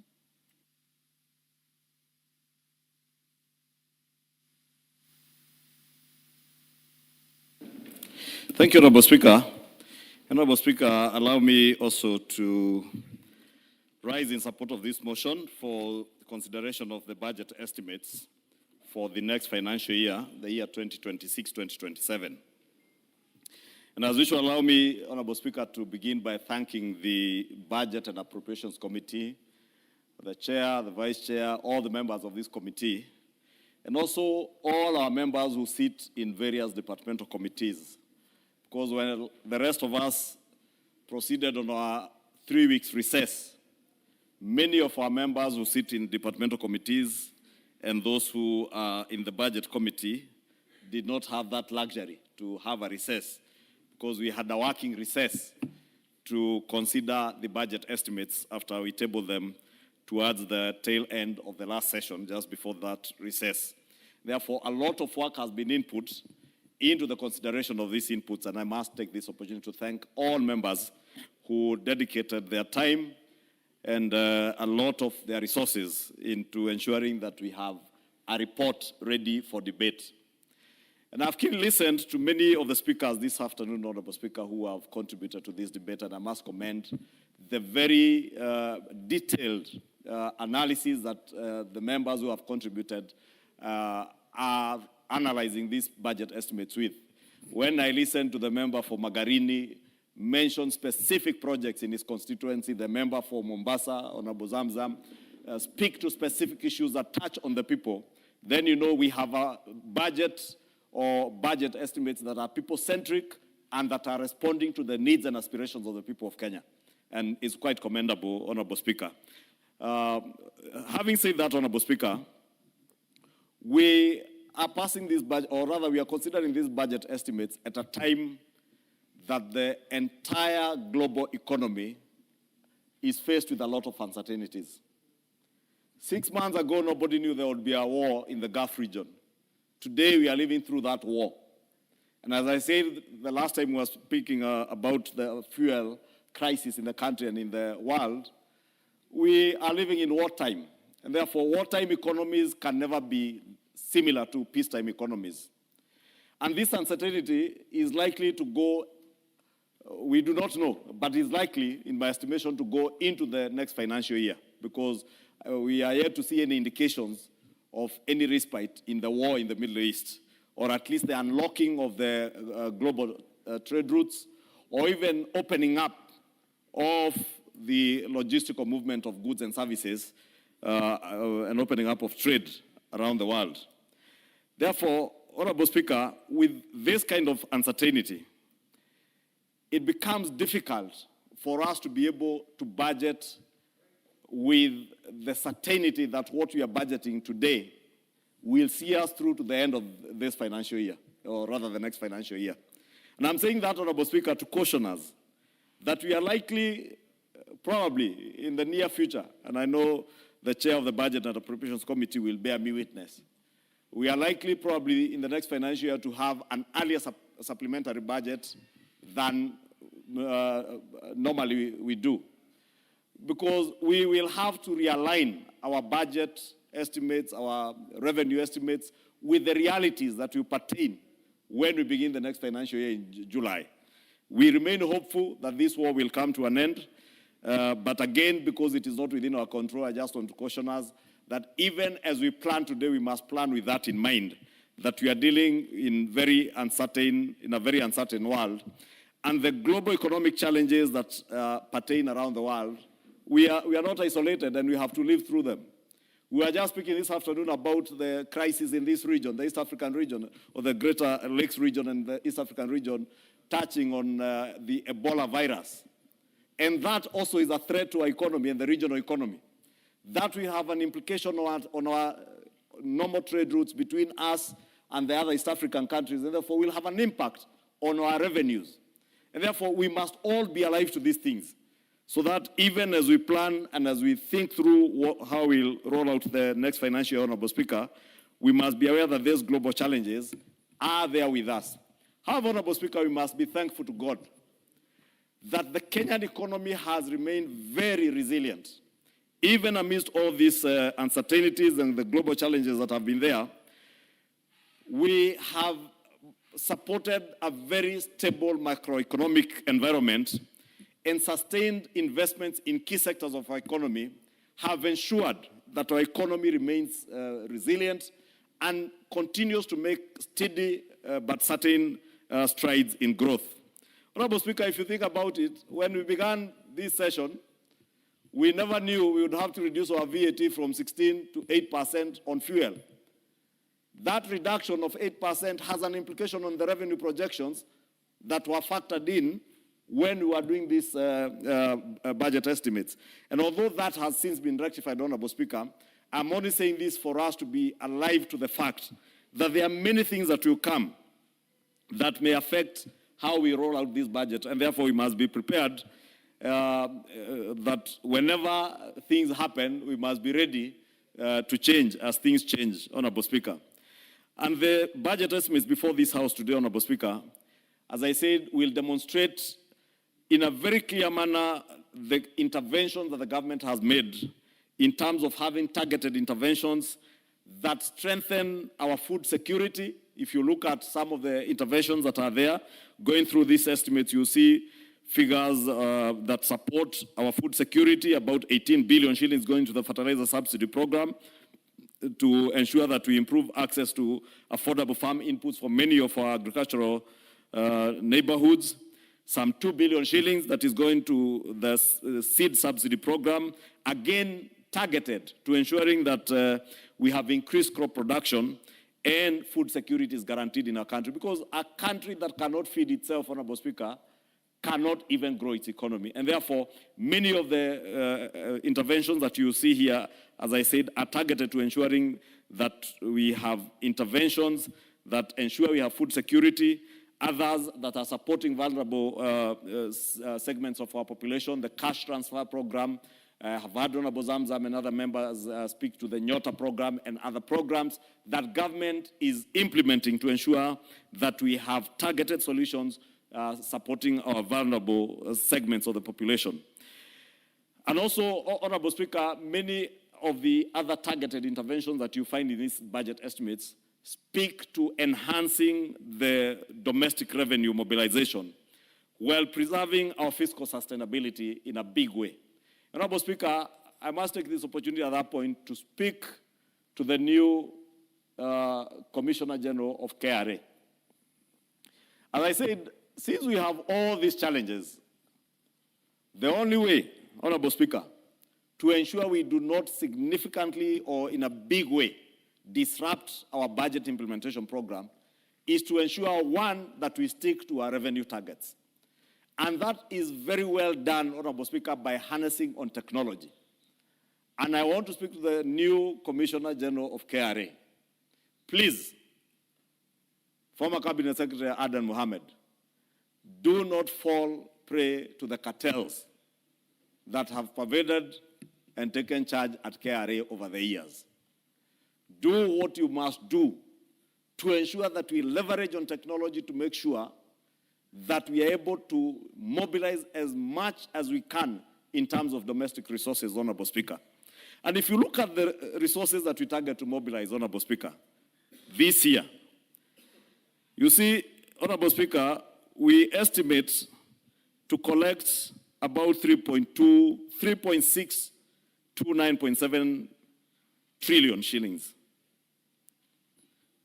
Or 3.629 trillion.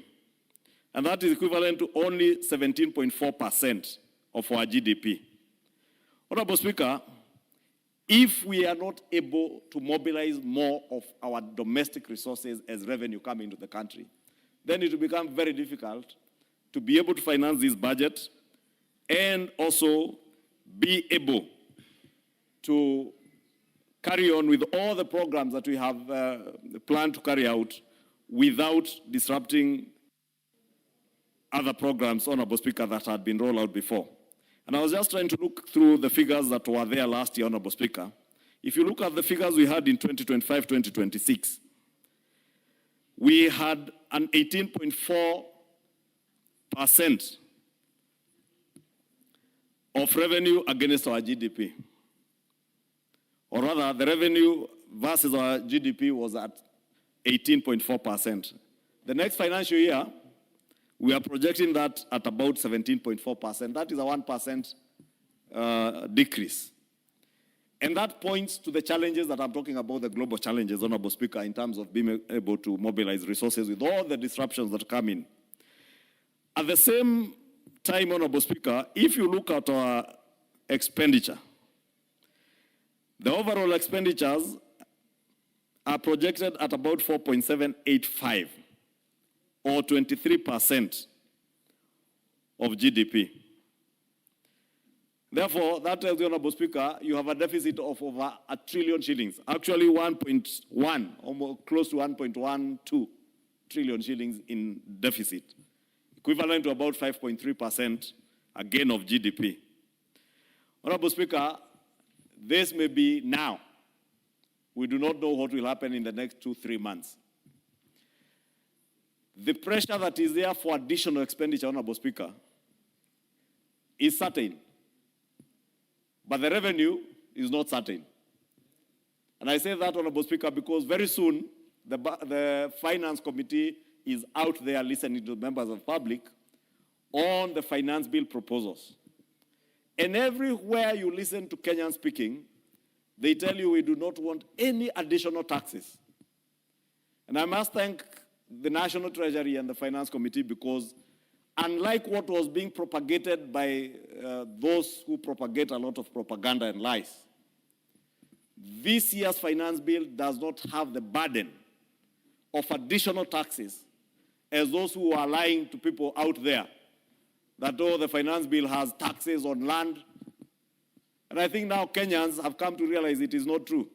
In fact, one of those foolish people who was propagating that thing on social media, I saw him now change gears and start saying, oh, it is not in the finance bill. It was in a rating bill. There is no rating bill. It is now an act of parliament. And therefore, if anyone was paying taxes, you would already be paying it because it is already an act of parliament. And therefore, Honorable Speaker, I must encourage each one of us. And by each one of us, I mean ourselves here and the people we lead, the people of Kenya, that we must be aware that we are in very uncertain times, and therefore there are certain things that must change. And part of the things that must change is how we expend our resources. And I've listened to a few of the speakers here, and I don't know whether my good friend who was seated behind me has left. And when I listened to some contributions and I hear somebody saying, oh, borrowing is excessive now. And I looked at the figures in these books, and Honorable Atandi will bear me witness. If you look at the executive budget of about 2.817 trillion, recurrent expenditure, yes, high at about 1.9. Development budget at about 840 billion. If you go, Honorable Speaker, to look at the figure that is there for CFS, the Consolidated Fund Services, and this is where you look at debt, I would dare the person who tells us that this government has overborrowed to tell us whether the 1.501.3 trillion shillings that has gone into the Consolidated Fund Services, the bulk of which is interest on loans. And if you look at the figures, Honorable Speaker, domestic interest payments are at about almost $1 trillion, 986.7 billion. Foreign interest payments at about 267.5 billion. Pension salaries and allowances about 247 billion. So, Honorable Speaker, as a former chair of the Budget and Appropriations Committee, when I stand here today and I pretend that the government is overborrowing, this 987 billion and the 267 billion that is going into interest payment, I would dare any former chair of a budget and appropriations committee, including myself, because I'm a former chair of the budget and appropriations committee, to tell the people of Kenya, be honest as I am. Because when I was a chair budget and appropriations committee in 2017, 2018, we borrowed and borrowed heavily. This is what we are paying for today. This is not only about Andy and CS Mbadi, who have borrowed this money that we are paying 1.2 trillion shillings on interest in the last 1 year, not even in the last 3 years. These are things we did over a decade plus ago, and we are paying for them now. But the fact that those who are in power today cannot run away from the responsibility of governing a nation and doing what must be done is to ensure, Honorable Speaker, that increasingly as these pressures continue to rise, we are also able to move away part of the expenditure that we were expending from the budget process to off-budget implementation, especially of development projects. And that is why, Honorable Speaker, in the wisdom of the President and the resilience of our nation and the commitment and the patriotism of many members of Parliament, we established the National Infrastructure Fund. That fund, Honorable Speaker, if you look at the figures today of 840 billion that we are able now to dedicate to development expenditure, we would not have been able to do that without NIF. And I dare say, Honorable Speaker, in the next 2-3 years, we will see this figure of 840 billion surpass a trillion, a trillion point two to a trillion point five being dedicated to development expenditure from the budget, because we are now able to lift off a number of the projects that would have been implemented through the budget, off budget, through the National Infrastructure Fund and through private public partnerships, Honorable Speaker. That is what we meant when we said that we will have innovative new ways of raising revenues, of ensuring that we're able to mobilize resources to be able to roll out our development agenda without necessarily overburdening the people of Kenya, either through additional taxation, like we are not doing today, or either through excessive borrowing, like was done over the last decade. And unashamedly, Honorable Speaker, I have watched none other than the former President Uhuru Kenyatta, attempt to lecture the people of Kenya or the leaders of Kenya. And you know, I looked at Uhuru and I wondered, where was this man living before? Where were you, Uhuru Kenyatta, when Kenyans were buying a packet of unga for 260 shillings? Where were you? Now that you have become oversensitive to the needs and the suffering of the Kenyan people, where were you when Kenyans were queuing to buy an available fuel at pump stations across the country? Where were you? You know, Honorable Speaker, I don't want to say what Honorable Mariani is saying behind me. Because I respect all former presidents, but I have greater respect for former presidents who are patriotic, who love this country, who are not driven by hatred. You know, when unga was selling at 260 shillings for a packet, Uhuru Kenyatta was the president. When we were subsidizing fuel, Honorable Speaker, using billions of shillings, borrowed money, because that is what we are paying for today. We borrowed money to subsidize fuel. We borrowed money to subsidize a packet of unga that was not available, fuel that was not available. But a few people walked away very rich. One commercial bank in this country, Honorable Speaker, had the monopoly of foreign exchange. And those in the central bank know what was happening that time. That is how we depleted our foreign reserves to the lowest ever in the history of our country. The lowest ever. Even the colonial government had greater reserves than the Uhuru Kenyatta government. Today, we have tripled those foreign reserves.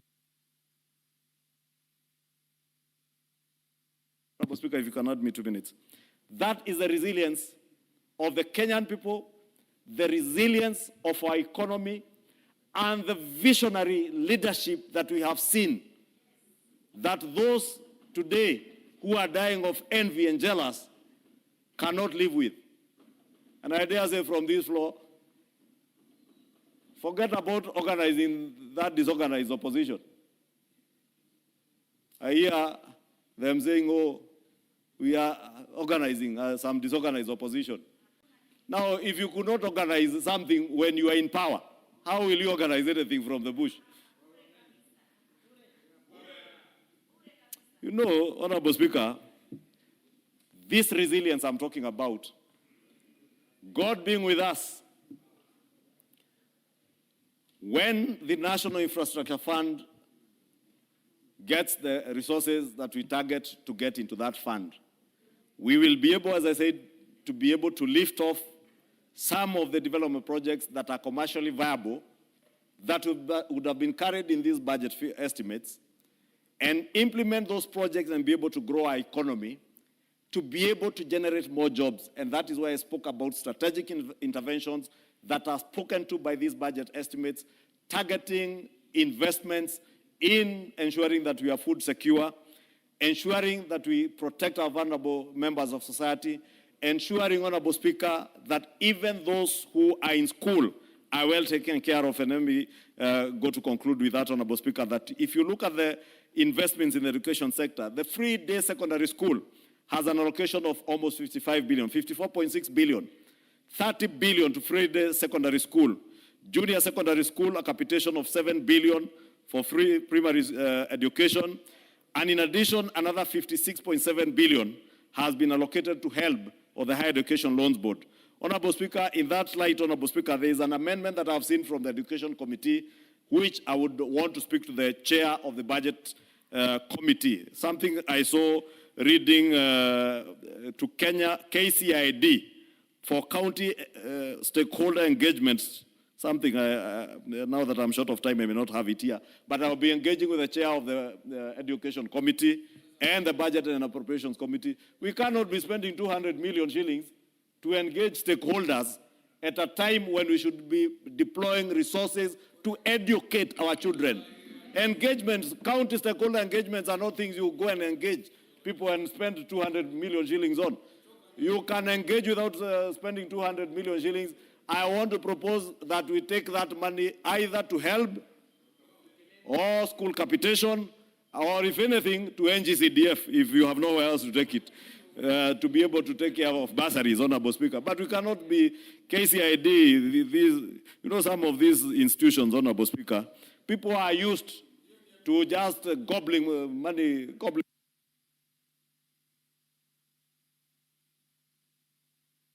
What's your point of information, Honorable Melly? Thank you, Madam Speaker. Madam Speaker, with all due respect to the majority leader, the Kenya KICD, you know, is an institution that is in charge of curriculum.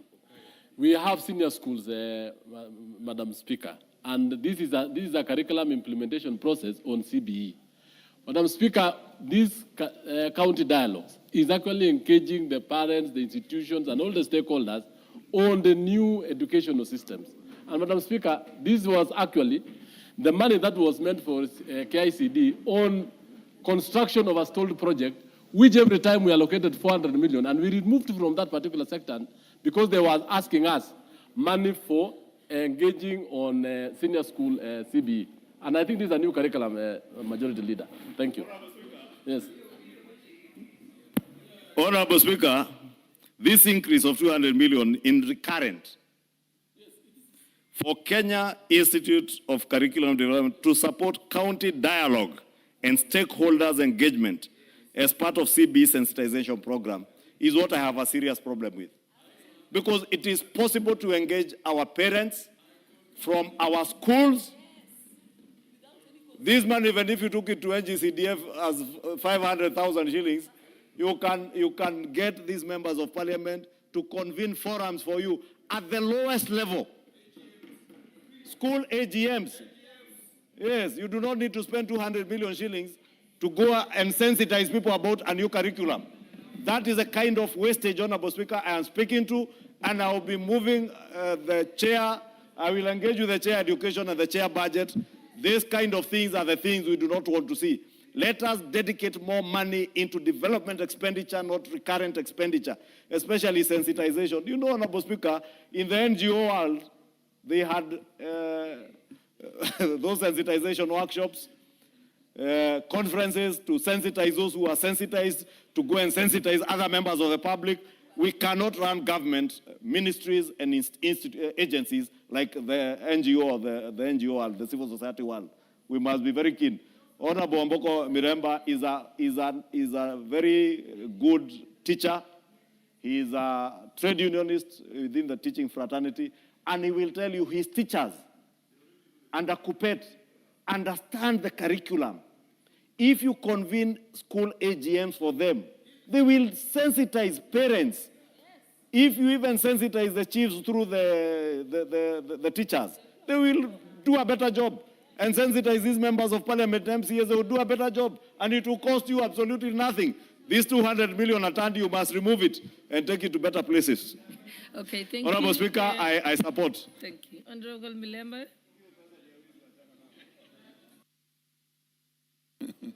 Thank you, Honorable Speaker. Let me, on the onslaught, take this opportunity to thank the Budget Committee for a very good job they have done, and we have seen that over the years, the Budget Committee has continuously targeted some of the very lowest people in the society. We saw and we have still seen the introduction of fertilizer, which is still supported, and this has really helped in promotion of agriculture and reduction of the food prices. We also have had monies budgeted to the CHPs, who are actually doing a good job. Honorable Atandi, I would really wish you don't go. I want to speak on education, and you should listen to this. You should listen to what I want to speak to. In fact, don't go away. And then we have the Nyota program, among other things. But now that I see the chair of the budget wants to leave, let me go straight to the issues that I want to raise. And this time I'll be very specific on the education sector. As a government, we also need to include in the budget things which the president may have mentioned or talked to or committed himself to, because as the broad-based government, it's very important that we achieve the agenda of the executive, and that executive is led by the president. Honorable Speaker, there is the issue number one, which I want to thank the Budget Committee for having considered, because I see on the CBA, you have included 8 billion for the CBA, and I want to thank you for that. But remember, there's a promissory note which was given to the more than 600 teachers of Kenya, that CBA will be paid in 2 phases. And therefore, it was very important that in the onslaught, and I will be asking Parliament to help me when we make such amendments, and the Budget Committee to consider that we increase this to 16 billion, so that we are able to do exactly what the promissory note was to the 600 teachers of Kenya. And this will be very good, because that's what even the chief executive expected in order to make that sector to be calm. And we were looking towards and forward to this particular budget to achieve this. The next thing, Honorable and Chair of Budget and Honorable Speaker, is the issue of the promotion of teachers. That a promissory note was given by the executive again, that there would be a minimum of 50,000 teachers being promoted. I want to thank you for the 2 billion, because I've already seen in the budget you have 2 billion for promotion of teachers. But if you did these promotions with 2 billion, we shall only be able to achieve only about 25,000 teachers. And therefore we are pleading that this is a sector that needs calm, given that it's a very important sector. And therefore we need an addition of another 3 billion to make it 5 billion in order to promote the 50,000 teachers. And that sector will be very, very calm. And that will include the SNE teachers who had a promissory note too, together with the other teachers within that particular sector. Honorable Speaker, when we talk about the budget, we have to be very, very calm and very objective. Honorable members, you realize that the intern teachers will always be knocking on your doors, and they'll continuously so knock. And this is the house that can actually make the big change by simply asking the budget committee together with ourselves to see where we can chop the flesh so that we actually actualize the putting all of them as permanent and pensionable. And there are 44,000. I want to thank the budget committee because you have budgeted an amount that can deal with 20,000. But then we have the sector having 24,000 of them being left out. And remember, in a court ruling at the Court of Appeal, we had this act of having these teachers as interns being made unconstitutional. Because again, when you go to Article 237 of the Constitution of the Teacher Service Commission, you will realize that it is actually unconstitutional. So this is another area we need to make an adjustment. Honorable Speaker, there's something called group life cover. And this one, Honorable Japheth, allow the chair of budget to listen to group life cover. That all the civil servants get group life cover. What's group life cover? When a civil servant dies, he's paid certain amounts, or the spouses are paid certain amounts for equivalent to a salary of 7 years. It is in law. And we thank the government that is working for the civil servants. So for the civil servants, they are paying 5 years. For police, they are paying 7 years. For teachers, they are paying nothing. This is a discrimination which can just lead us to a level of an industrial action that is unnecessary. We need to budget for group life cover for teachers. And where do you get the money, Honorable Chair? Through the Speaker. Remember, we presided over the transition of the teachers from Iron Minute to SHA. That's a story for another day because we are fighting with SHA and we want SHA to work because it's cheaper. It's government run. It's not private owned because we cannot collect all the monies from taxpayers and give to a private enterprise.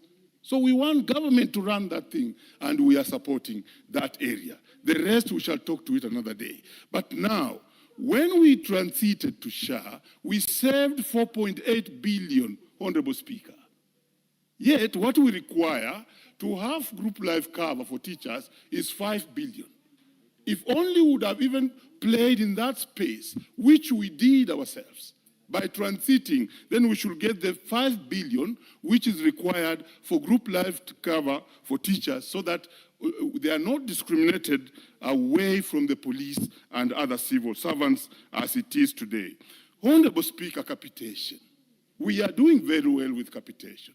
But are you aware, Honorable Speaker, that yes, and this one can shame us because, you know, I'm part and parcel of the broad-based government. I'm right inside there because the president talked about capitation. But now today I'm from Utumishi Academy because part of the work I do is that. The schools have received 5,000 as capitation. I'm reporting to this house and we have done that research. What's happening in the ministry? Some schools have received 9,000. Others have received 20,000. I'm talking here, members of parliament, because you'll get it back to the constituencies. That is the capitation that went there. There must be a real problem in the Ministry of Education. Because when we declare, Honorable Speaker, that capitation has gone to schools, and then a school can show you a reception of 6,000, how will you deal with it? In fact, Honorable Speaker, what is actually running the schools is the little capitation coming from JSS. Our primary schools would be in dire need if the JSS money was also not going there. And therefore, this is something that we need to address through this budget so that the capitation, when you speak to it, it is actually going to the schools and arriving in schools. And this can be done, an investigation by any one of us, because it's affecting our constituencies moving forward. Now, Honorable Speaker, and the chair of budget should listen to this. Pokot, let the chair listen to this. That we don't budget money for National Examination Council to pay the examiners, to pay the invigilators, to pay all the staff around that space. Honorable Speaker, this House can make a difference. The reason why the examiners have not been paid to date is that this money was never budgeted. It was hoped that it would be found along the way, because we made an intervention of visiting body, and then he says this money is not budgeted. So we have to possibly ask the president to use 223 to get such a money. This is a very important task in this country.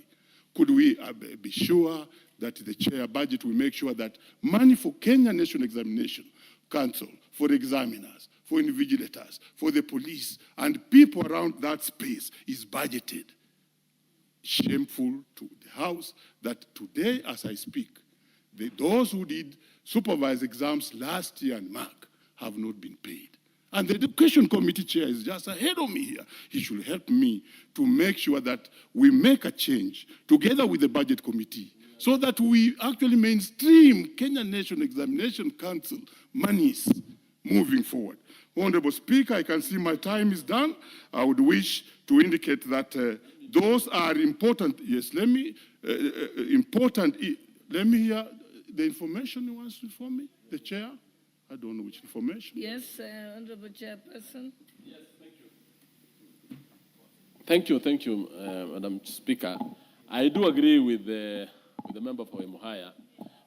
Actually, the Education Committee took action because it is very shameful that these teachers have not been paid. And we reallocated 1.5 billion for the examiners in this particular budget. And it was actually the decision of the committee that there was no way, actually, we can do another exam before the teachers are paid. Thank you. And the invigilators.